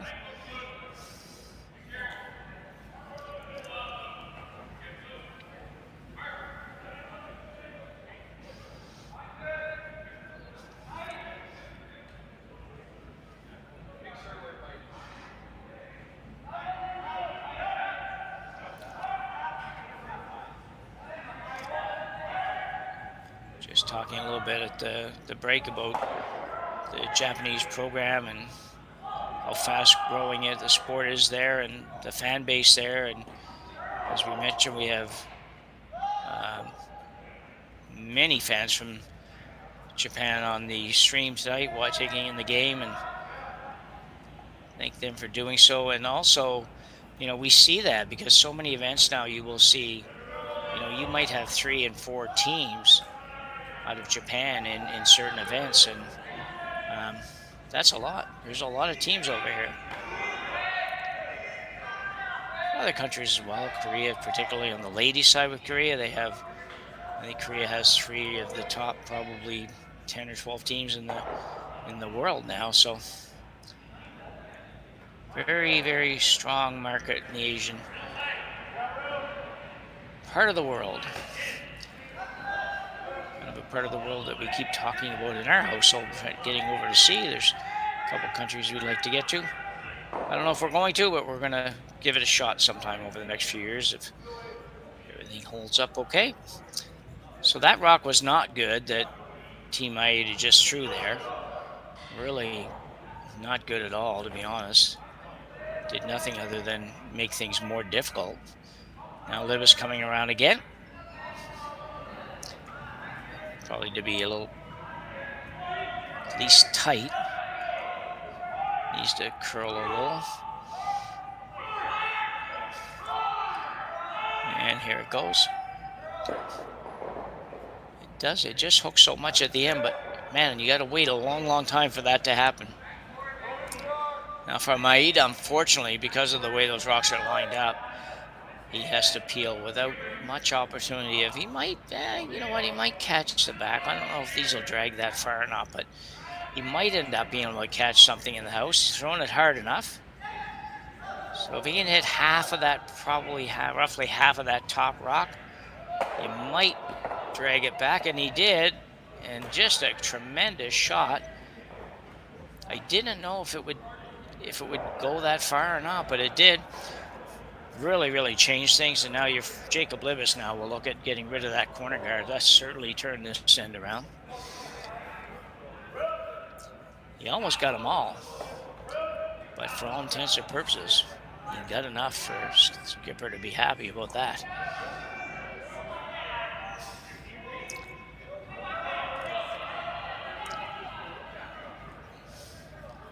Libbus now looking to remove the corner. Probably a pretty good call here with a 2-point lead. There's really nothing, he's got nothing going for his team that would maybe give them a steal, and really going to be playing defense the rest of the end anyway, so he might as well play defense in the house if he has to. And I suspect you will see both teams now playing the same shots. Well, maybe if he hits that, it'd be different. Yeah, okay, so that changes. I originally thought if he didn't hit that, he just got rid of it, that you would have both teams perhaps playing for the blank here at the end. I think you're going to see Maeda just stay in the house with this shot. Well, maybe not. Pointing to the corner. I thought this being the fifth, and he might just decide to go in the house and then try to whack away for 4 rocks and blank the end, and go to the next end, go to the 6th end with him. And he still may end up doing that yet, but this call is the corner guard.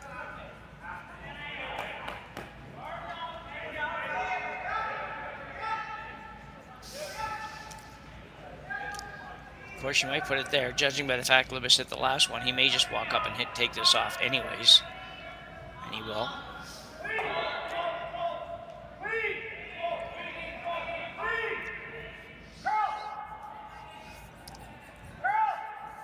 So he's not unhappy with Maeda blanking this end, obviously. Not that he could do much about it right now, to be honest. He'd have to go in the house and see what happens. So probably not going to change much. Out-turn peel for Mulberg.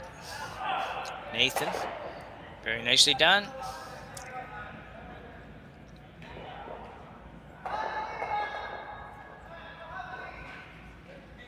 Now Maeda's going to go in the house.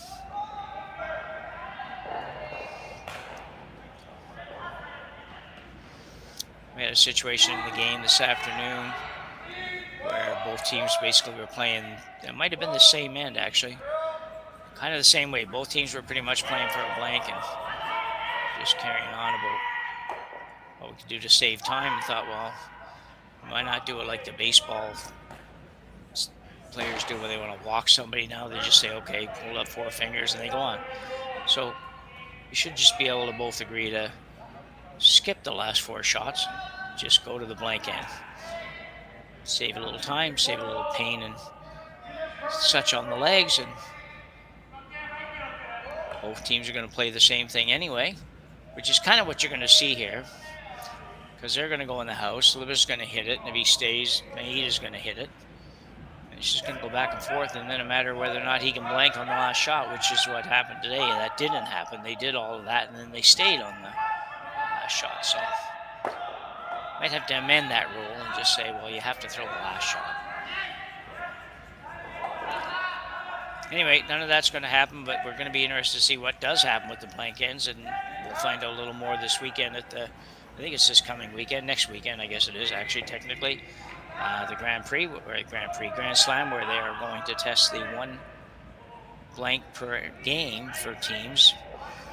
See what that does, if it does anything.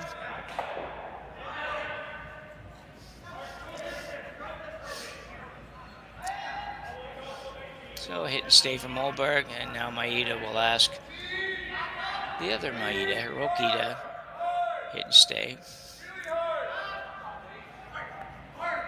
I think that rule will notice it in some of the games, because there were we've seen a few games where you'd have 2 or 3 blanks, but it's not really that many blanks in these games, I don't think, although I don't have the numbers in front of me. Somebody could tell you what those were. Will this stay? If that hangs on, that could be a little bit tricky, and it will. So Mulberg now holding the broom. And actually interesting, Jacob Libbus already at the other end. So this event doesn't have clocks or anything. So there's no need for him to be in a hurry, but he's down there and ready. So that's awesome. The only thing I don't like about it, if there's anything I don't like, is they haven't been out here. So this might have been one of those times when it wouldn't have been a bad idea to be there, but I'm sure Jacob won't have too much trouble with this anyway. Michael Hendricks on it hard to hold it out there, and he's going to be fine. And not going to stay, but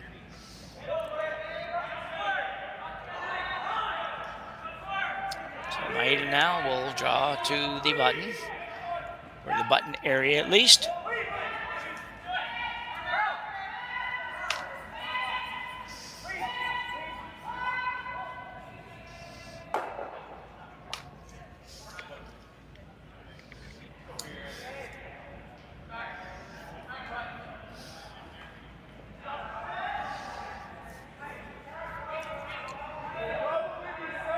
Takumi Maeda. Maeda, maybe it is actually, not Maeda. Just got to make sure this goes in the house. You don't want to drop it short or something silly like that. Have Libbus come around it and have to deal with it.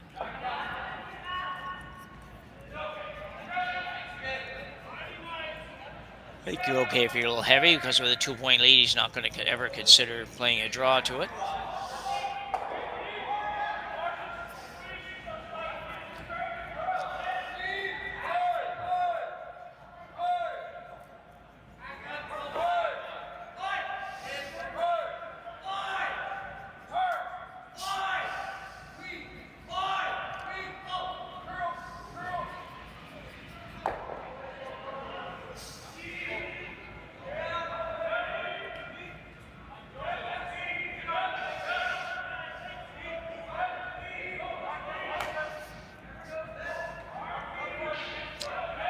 And no problem for Libbus, and he will stay. Will he stay? I don't know.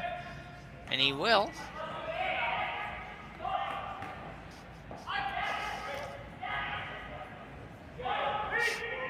So that same, more or less that same area where Libbus threw his first shot. But this is a big shot here. You really, really do not want to stay on this shot. You do not want to be one down without playing in number 6.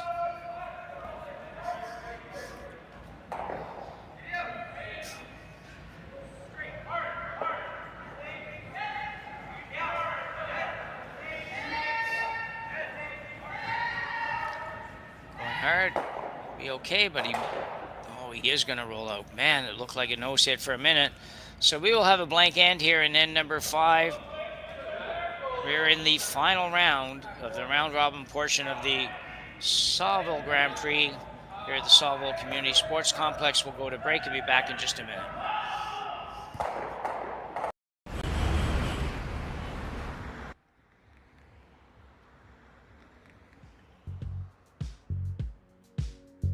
That's life.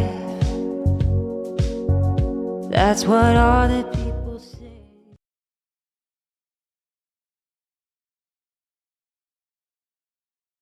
Hey Ben, what's the Aztec Safety online e-learning website again?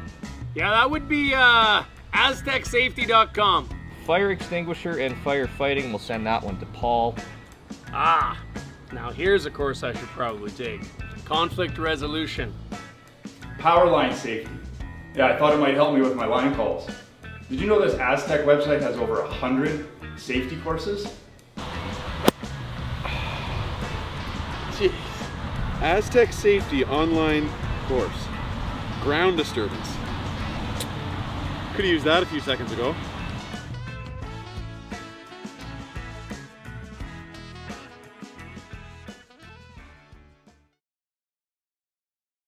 Live curling rocks. And this November, the best in the world are coming to Tahoe. Get your seats now at gsoctickets.com. But hurry, early bird pricing ends soon. Hey guys, what can I get started for you today? Bananas away, regular? And I'll have the rip berry, but can I get vanilla oat milk and I'll add spinach and ginger? And can I substitute the raspberries for strawberries? Also add the chia and hemp seed, and definitely have the power booster and the collagen booster. And can I get that blended twice? Wow. For Alicia, custom chaos. One of a kind. You're one of a kind. Blister juice, freshly made your way.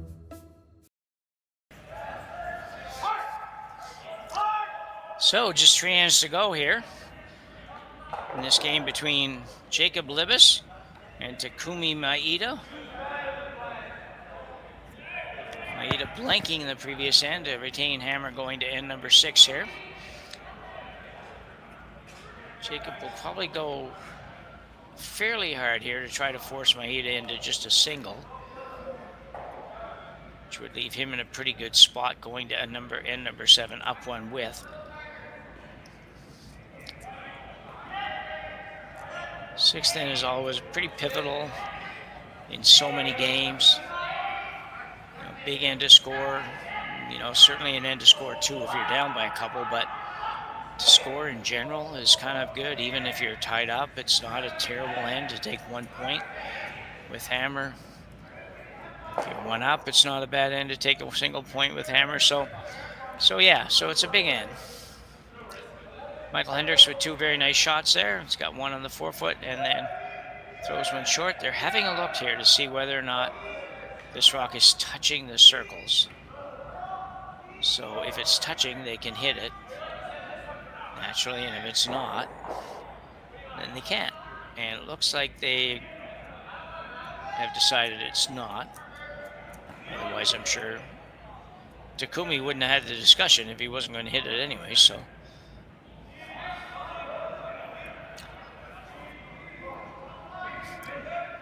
So Gakuto to Okil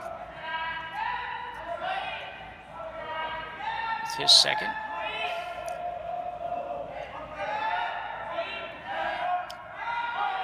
This is going to be very close. He can sneak it by. Oh, and such a disaster, because I believe that was... Okay, I guess they're okay. Well, they're not okay. Must not have been touching the center line. I was trying to decide whether or not it was actually touching the center line. If it was, then it would have had to go back.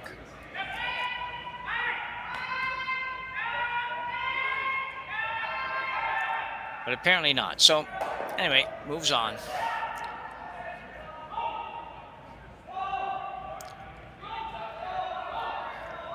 And a little hit on flop for Zachary Polyak, who's had a very good game ever since I commented on noticing how he does tend to glance down before he lets the rock go, which again, just say again, is not super uncommon. You see it far more than you'd expect you'd see it.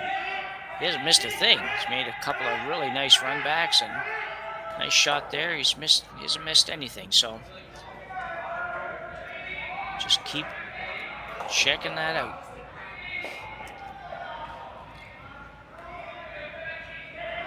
So Kamikawa now with his first here. And he'll get the top one and roll over. Like to roll all the way over. See that so often where it doesn't roll behind either one, just rolls right into the hole. Seems like by accident you'd probably roll behind one of those most of the time, and lots of times it doesn't.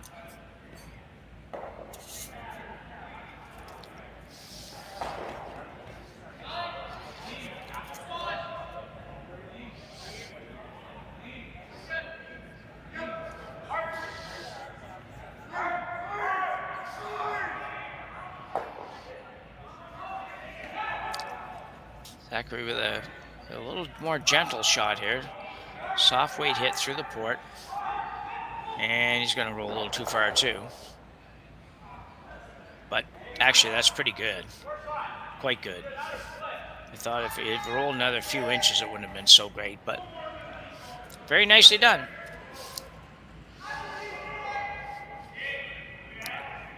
So Kamikawa now being asked to basically just tap this back. Probably something in the area of backline to hack for weight. I don't think they'd mind if it went out. I don't think that's the question here.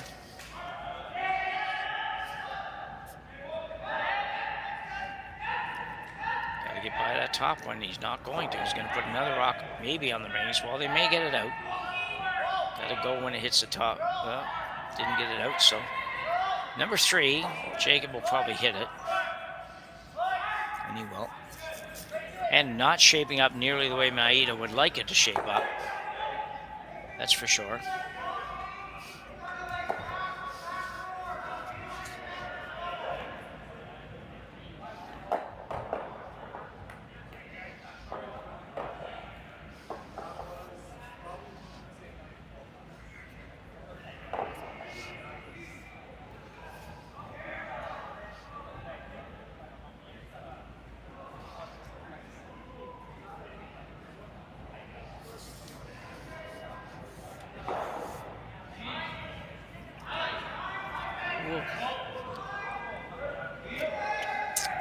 So a lot of red stones in the house here for Team Libbus. He just decided he's going to have to make something else happen here, so he's going to try to hit this rock. I don't know if he can make the double. I think they're pretty close together. I don't think he wants to throw like a blast at this. He wants to be able to control the shot rock, the shooter. Maybe get a little roll behind a corner. Hiroki Maeda rather, with this one.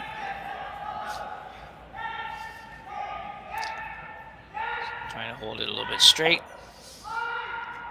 And going to hit it right on the nose, which also can work. That's very nice, actually.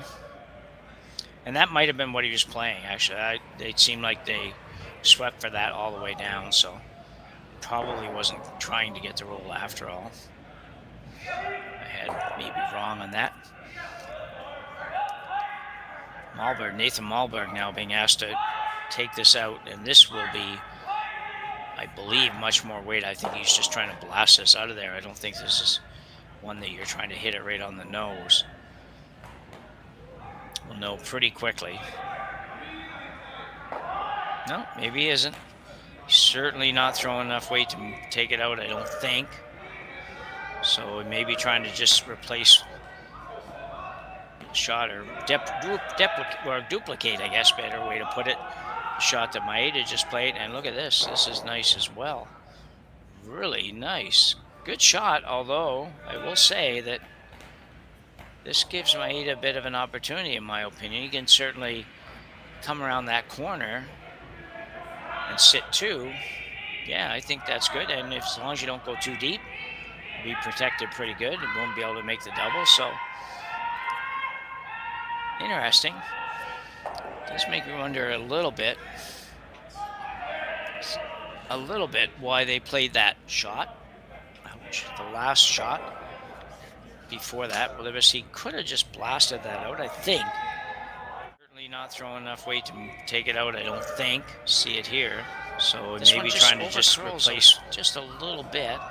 Shot or duplicate, I guess, better way to put it. Don't end up quite shot that Maeda just played, and look at this. This is nice as well. Really, maybe didn't. Maybe I'm wrong. Maybe I'm a tiny little bit of an undercurl. Thanks for that, Kaylee. And now we will see Maeda just go.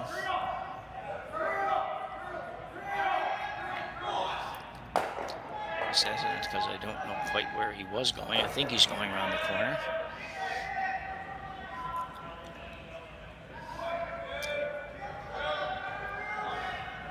And he is, after all. After that, just kind of looked a little odd when he let it go, so got to go a little further yet. Got to go a little further yet. And pretty nice effort. He can get to that one, but... And he can make the double. It's a big problem. Yellow on the... Yellow. If that rock is a little tiny bit further, then the double becomes very difficult. It's not easy as it is, but it becomes very difficult in the sense that you could hit both rocks and actually still leave one of them in the rings because it would jam on the red. So Libbus doing a lot of broom touching here. We'll wait a second to see if we can figure out what he is going to do. I think the double is there, I think the double is just a little bit scary, so I think he will probably look at playing. He's definitely looking at it, playing his red on the yellow. That's definitely an option. Also took a look at hitting the one they just threw and rolling towards the center, but I don't know if I like that. That's pretty hard. I think the double is just as easy or equally as hard, whichever way you want to put it. So have a little group chat here. Good idea, really.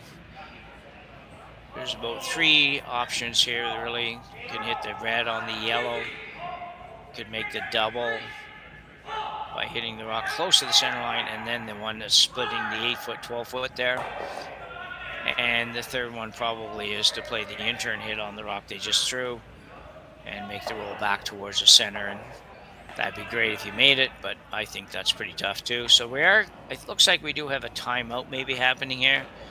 And we have I don't know who coaches them, but it looks like they have a coach out with them now. So we'll see what they decide.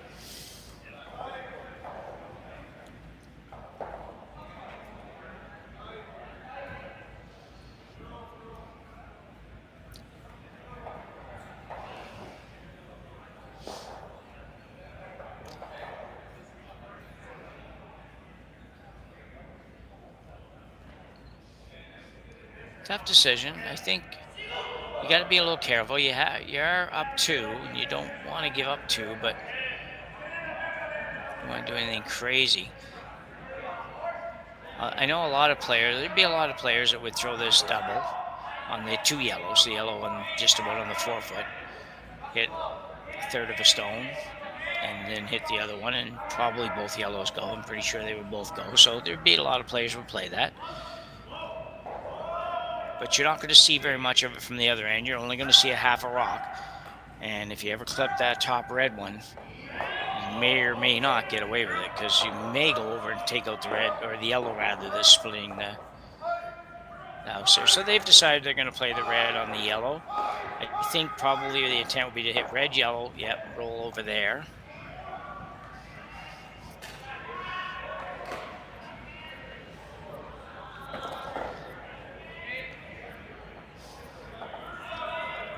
You wouldn't really, when I say roll over there, the shooter's not going to roll over there, but the target stone, this one right by there where he has his room now, would be rolling over behind the corner.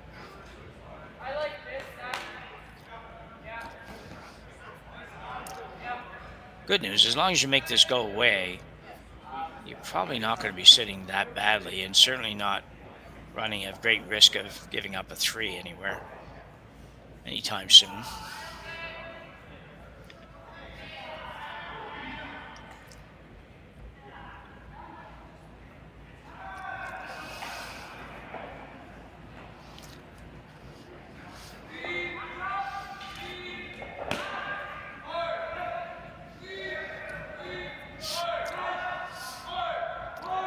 So front end's ready. Jacobs getting down the hack here.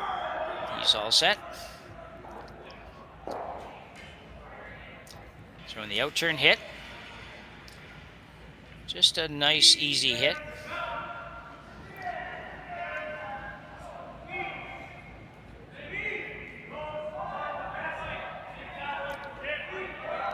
Got to get over there a little bit more. And it will. And it'll roll behind the corner. That's a beauty, I think. Quite nicely done. He almost punched it a little tiny bit too far. And this is probably makeable for Maeda to make this and sit 2. But very difficult. Hasn't got a lot of room to work with. And if he ever touches the top one, then he's probably going to be forced to 1 for sure. And it could be tough, so... Big shot for Takumi Maeda here in end number 6. In round number 6.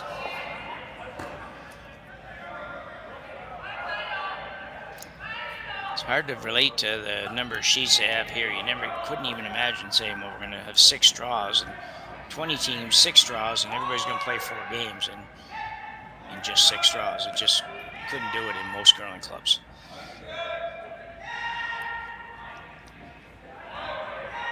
This looks really, really light to me. Will he get by? Can he sneak it by? And if he does, oh, he just rubbed, but oh, just so unfortunate. Just had the tiniest little rub, I think. Just a hair light. Needed just a little bit more, really. Might have got it out with that if he didn't touch the front one at all. Well, if Kayla, you don't happen to have that again, do you? Probably not, but if she did, it would be nice to see that one again. But anyway, it doesn't appear so. So I think it just had a very so slight rub and ended up just changing the direction just enough that he didn't get to the stone. So a good effort, though. Jacob Libbus now will look to remove the only other yellow stone that's counting. It's number 2.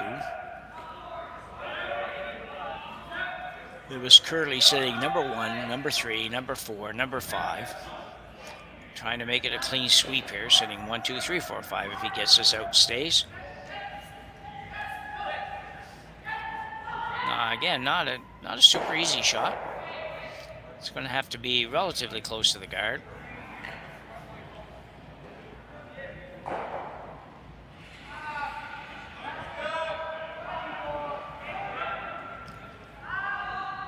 Henrik's on it early.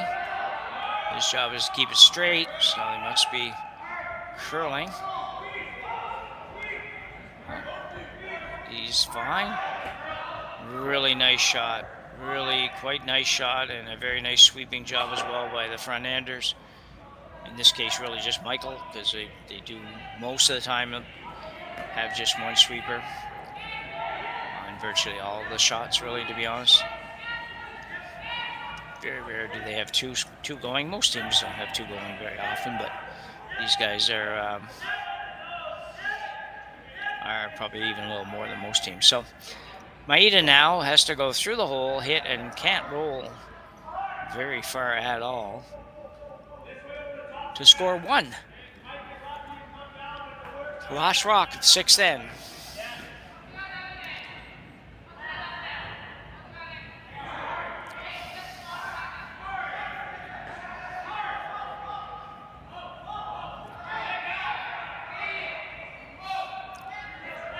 This actually looks really, really good.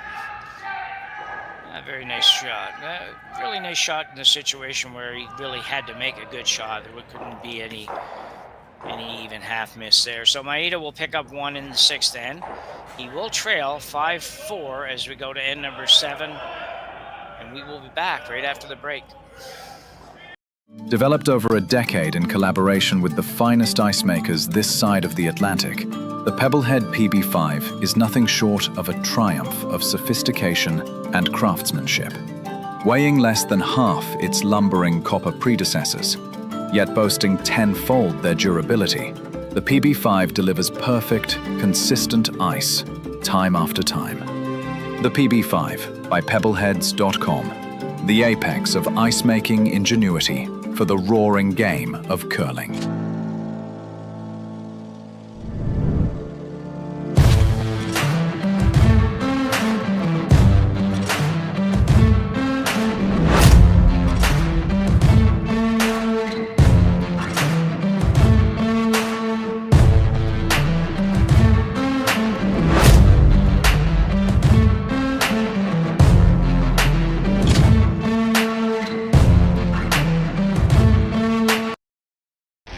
The 2025-2026 Grand Slam of Curling schedule is out, with big events happening all over Canada, like the Masters heading to London in September, the Tour Challenge from Nisku this October, the Canadian Open from Saskatoon in December, and the Players' Championship from Steinbach coming in January. Early bird weekend and full event passes on sale now at gsoctickets.com. Let's rock!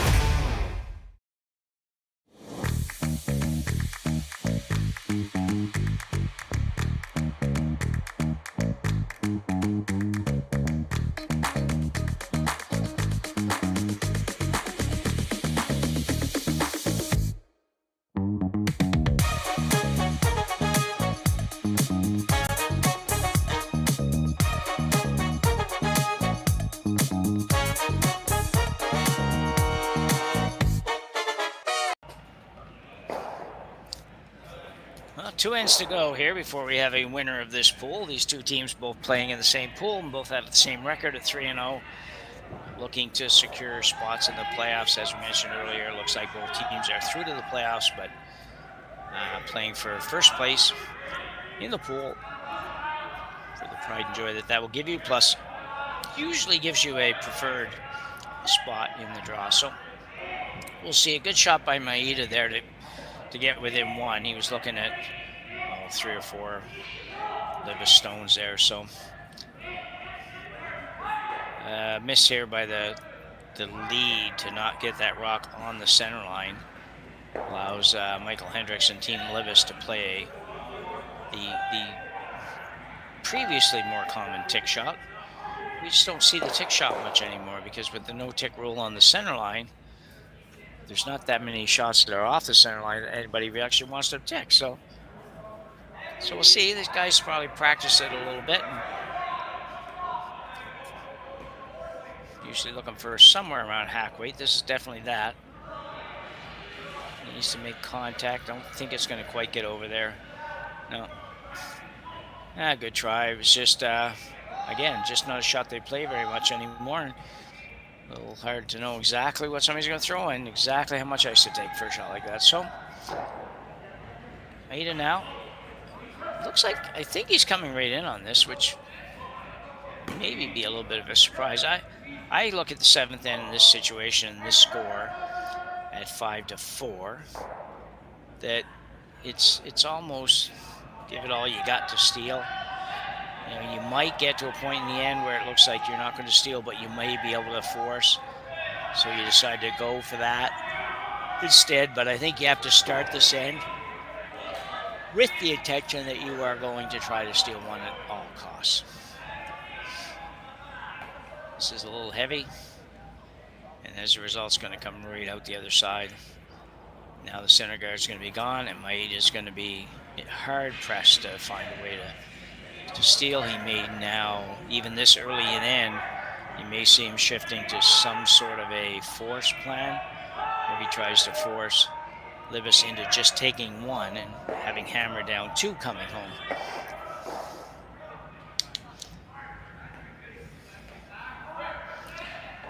So they did feel the guard, no problem. Guard going back up for Team Maeda. It's interesting in this situation because he's going to throw the guard on the center line, and knowing full well that even though his Barak is almost biting the 4-foot, or is biting the 4-foot, will be wide open, and he's okay with that because Libbus is not going to play that. He's not going to play he's going to play the center guard. And should he ever decide to play the one in the house, that's fine. You're quite okay with that because you really needed one closer to the button to have a chance to score. And if he goes to the one in the house, then you come around and you can put it right on the button. So probably would throw a guard, but that option at least exists. Okay, second stone again, Zachary Polyak. This will be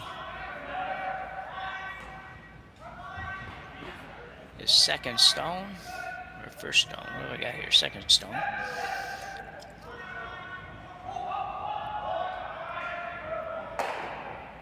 Well, that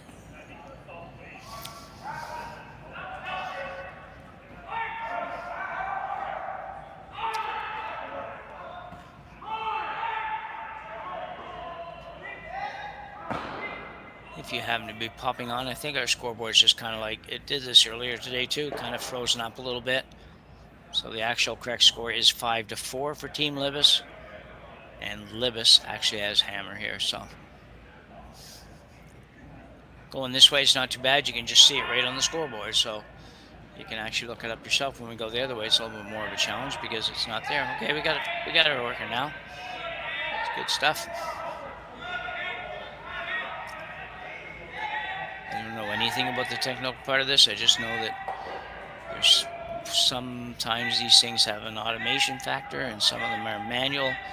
I don't know why or when they have to do it that way or anything about it, but it's just another task that usually our production guys and girls, as we They just figure it out. And the magic happens. You gotta love it.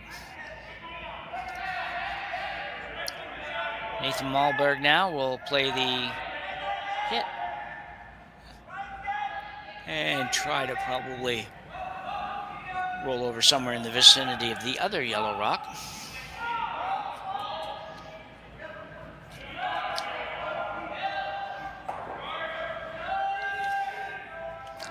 Not quite.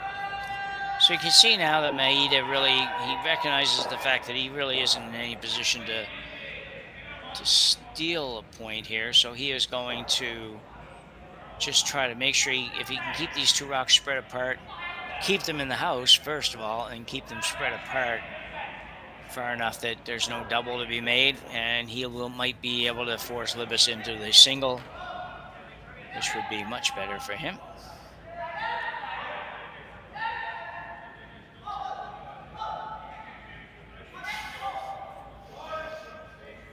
Ooh, he needs to hang around, and it will. Whoa. You might think, well, how good is that? Like, where it's almost out of the house. And yeah, you're right. It is almost out of the house, but it changes the plan for Libbus. Libbus has to find a way to not take one, or at least he wants to find a way not to take one. Now, will he possibly on his own shot switch it up and play a freeze maybe to that yellow one? And you know what? Normally I would say no, he'll never do that. But he has thrown 2 or 3 draws of late, and they have been beauties. They have been absolute pistols. They've been just, weight's been beautiful, the call's been beautiful, everything about it was good. So he just might switch that up and play the freeze on his first shot in an effort to get the proverbial skip's deuce. This one's curling hard, but he's going to be okay. Made it go away. That was the key.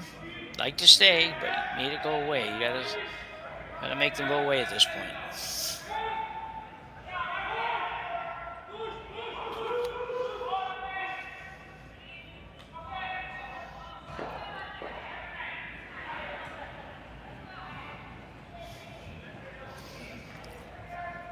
Maeda now looking to split the house again. Try to get it way over there.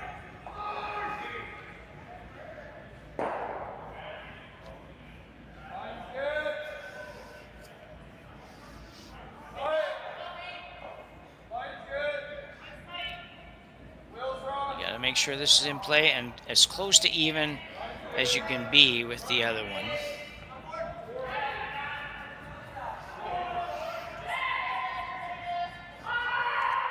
Sweeper's just cleaning, and it looks like it should be fine. Sweeping now just to even them up as much as they can. I want to stay on this, and they did. Jacob Libbus is going to go.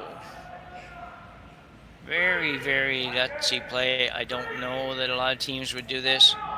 I'm not sure. Matter of fact, I probably know that a lot of teams wouldn't do this, but some might. So what he's saying here is he's going to go after his 2, and he's okay if he has to take 1.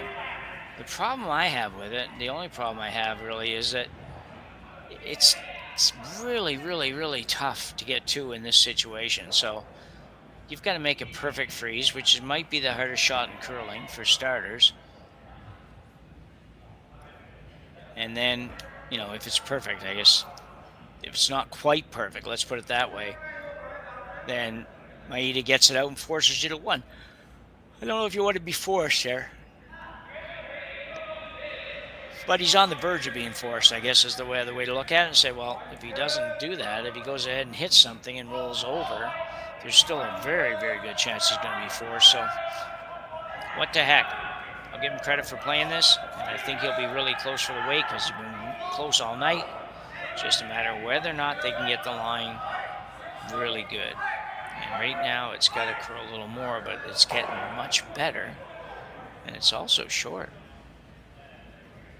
Whoa, whoa, whoa, whoa, that's interesting. And does change things somewhat. He cannot be happy with that. He needed to be the tolerance, if you will, on that shot was certainly not to be light. Tough call, though, from Maeda, to be honest. He can't afford to jam this or anything. And the question, he's got an opportunity here maybe to steal a point or set up a steal with the possibility he gives up one, because if he can find a way to force Libbus to draw, if he ever misses a draw, Maeda will score, and if he makes it, he'll get one. So what to do? He could just hit the red one if he wanted and say, okay, we're sitting 3, you go ahead and make your shot, but you gotta make it. Now, it wouldn't be terribly hard, but sometimes they're all hard as the game goes on.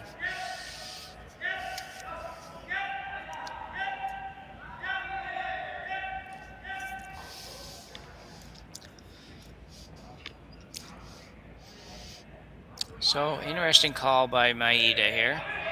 He is going to go right around the red one.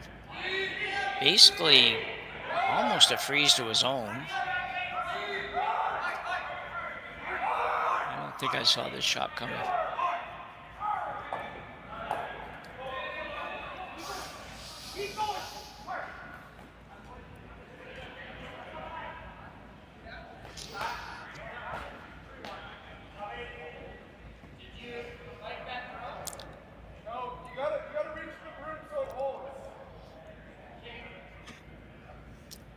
So Takumi Maeda now with his final stone here in end number 7. He does have to be good with this.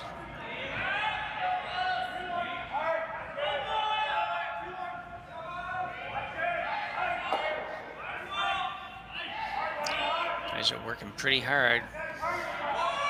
They really want to get inside this red stone, if nothing else. And he is going to be way short. That is significantly short. I'm not sure what's going on here tonight, to be honest. Things just seem odd, so.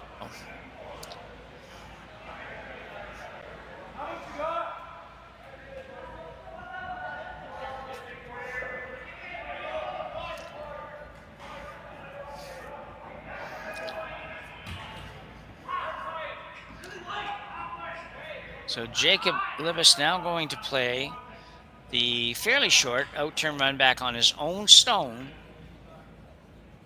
and onto yellow. So you can obviously understand there is a degree of risk here for Libbus.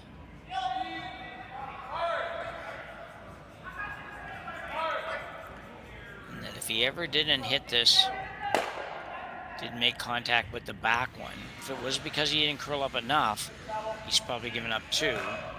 It's because it overcurls just ever so slightly. He probably gets away with giving up 1 or possibly still getting 1. So let's let him throw it first and see where it ends up. And then we can talk about it after that.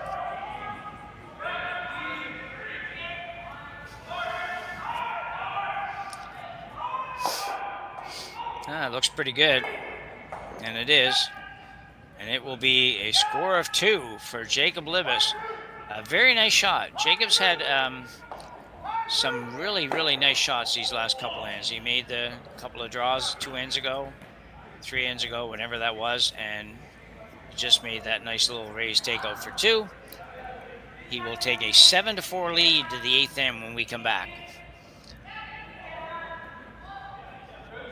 Developed over a decade in collaboration with the finest ice makers this side of the Atlantic, the Pebblehead PB5 is nothing short of a triumph of sophistication and craftsmanship.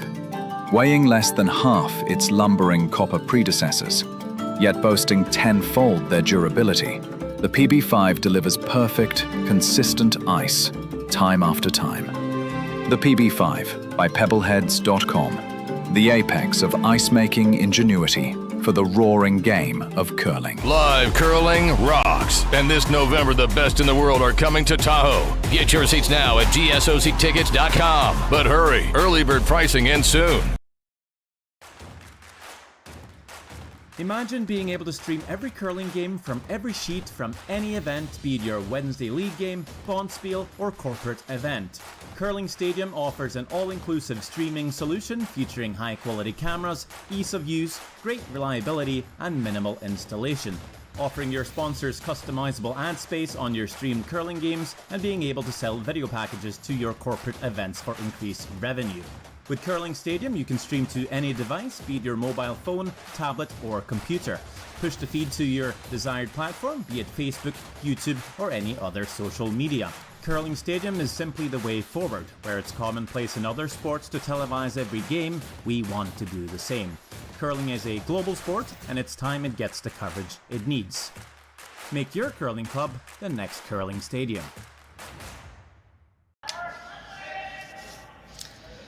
So, tough task here in end number 8 for Takumi Maeda as he trails by 3 with Hammer playing the 8th end, but 3 is a tough score to get, especially when the other team's willing to give you 2. And then you have to still steal the next end. So, but let's see what he does. We're just in lead stones here. The leads to be Libbus's leads first shot, I think. He got 7. No, second shot. I guess he's throwing first. So this is Michael Hendricks for Team Libbus.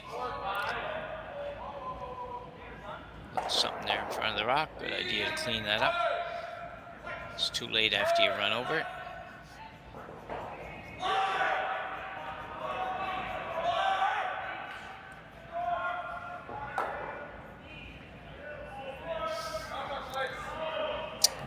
Another interesting call. He's looking to play, because he can't take it out of play, he's looking to tick this shot into the rings. I don't know. I don't know if you, I'll tell you what, you could play that shot all day long and never be able to put that rock in front of that red one like that. But that his attempting there was really to bump that right into the circles so he could hit it, but also gets rid of the guard that was there without costing you anything. So really, actually a pretty good shot. I don't think if you're scoring that, I think it basically made the shot. Yeah, or 3/4 of the shot at least. So.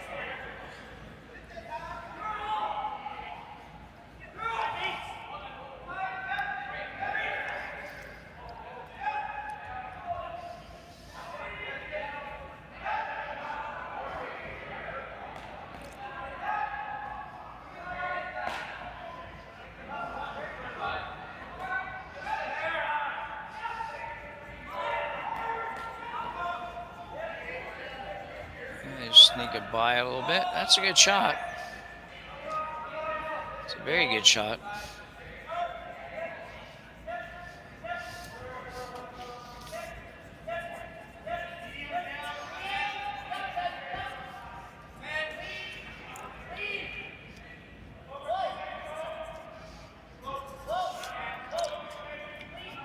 So while Takumi's just trying to sort this out, so a reminder that tomorrow, Championship Sunday here at the Saville Grand Prix, is starts tomorrow morning at 8:30. 3 draws tomorrow, quarterfinals at 8:30, semifinals at 12:45, and finals at 5. And we will be on covering at least some of the games in all those draws, maybe even all the games, but we will be on here.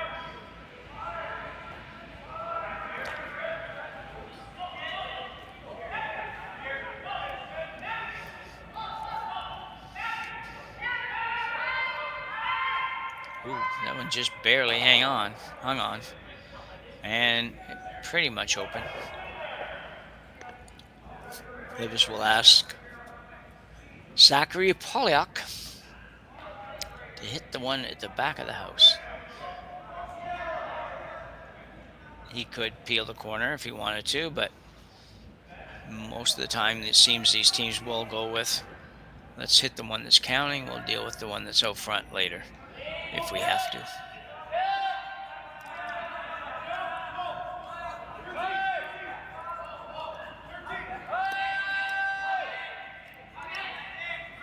And on its way, Polyak trying to hit a rock in the house. It's not in the house by very much, but and this looks good. Man, he has had a good day. Zachary Polyak takes that rock out.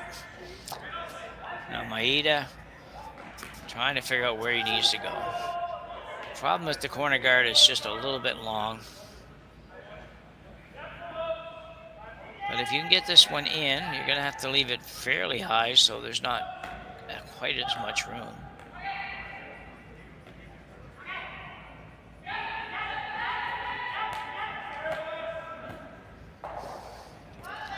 So Kamikawa.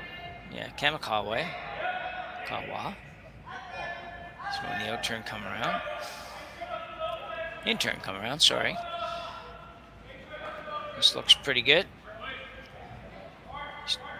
Not sure if he's trying to get this in. I guess he's not. Just trying to set up the kind of that duplicate guard or double guards, if you want to call it that. Not on the rings, but Jacob's going to play it anyway. Jacob Libbus. You can see probably half, maybe a half from that hack. Let's tell us here. So yeah, let's call it a half.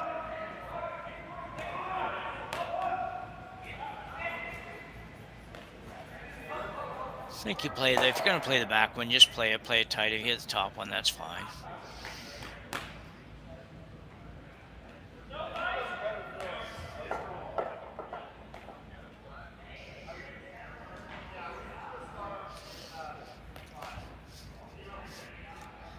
Nathan Ballberg here. His first here in the 8th end. Third stone for Libbus.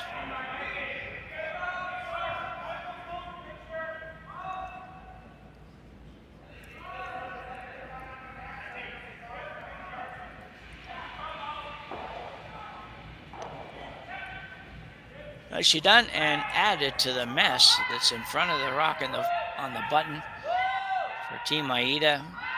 Got to be trying to figure out where the heck do we go here.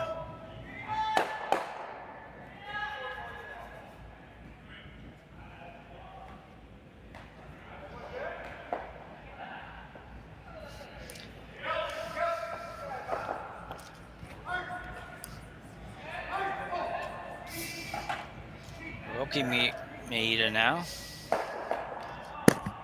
Oops.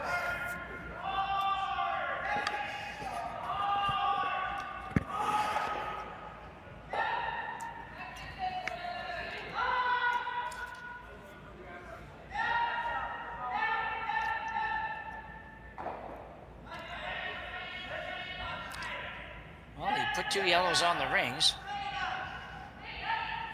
So that's better than nothing, that's for sure.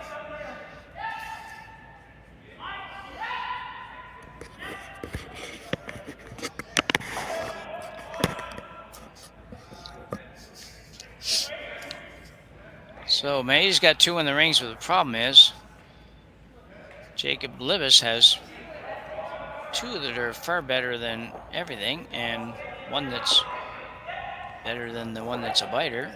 So still not looking great for Team Maeda.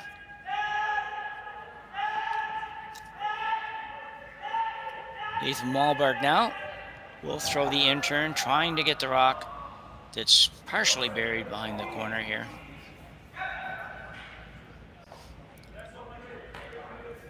And he's going to be fine. Roll again to the pile.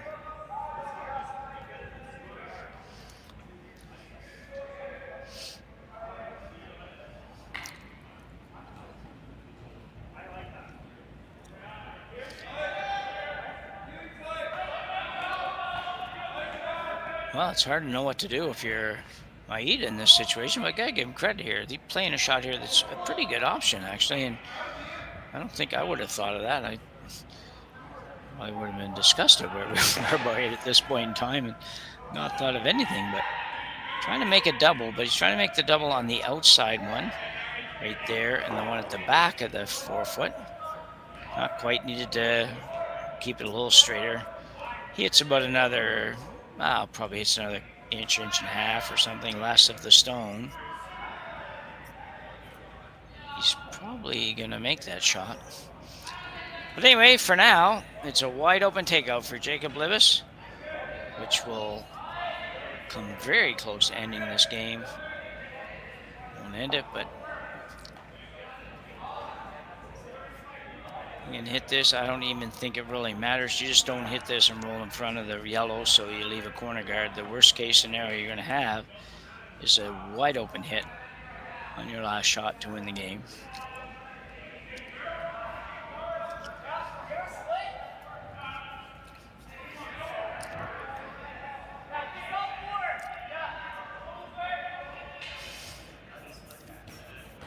I'm not hearing these guys, as you know, and sometimes that makes it a little bit tough trying to figure out exactly what they're playing, but basically this is a nose hit for all intents and purposes.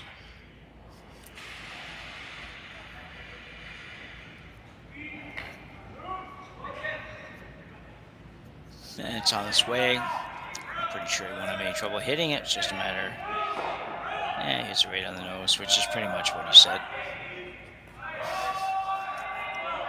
So Maeda now will hit this pile of rocks and take his chances. There's a chance here of sitting 2 when this is all done, but I don't know that the middle rock misses the other yellow.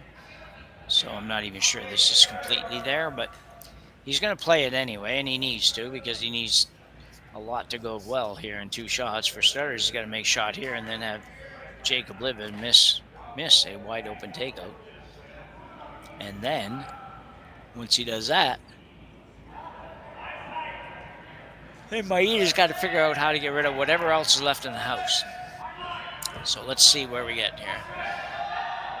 Get plan A done first, and he will do that unless it hits the yellow and it takes it out and the game is over. We'll wait for 1 second, but I'm sure they're shaking.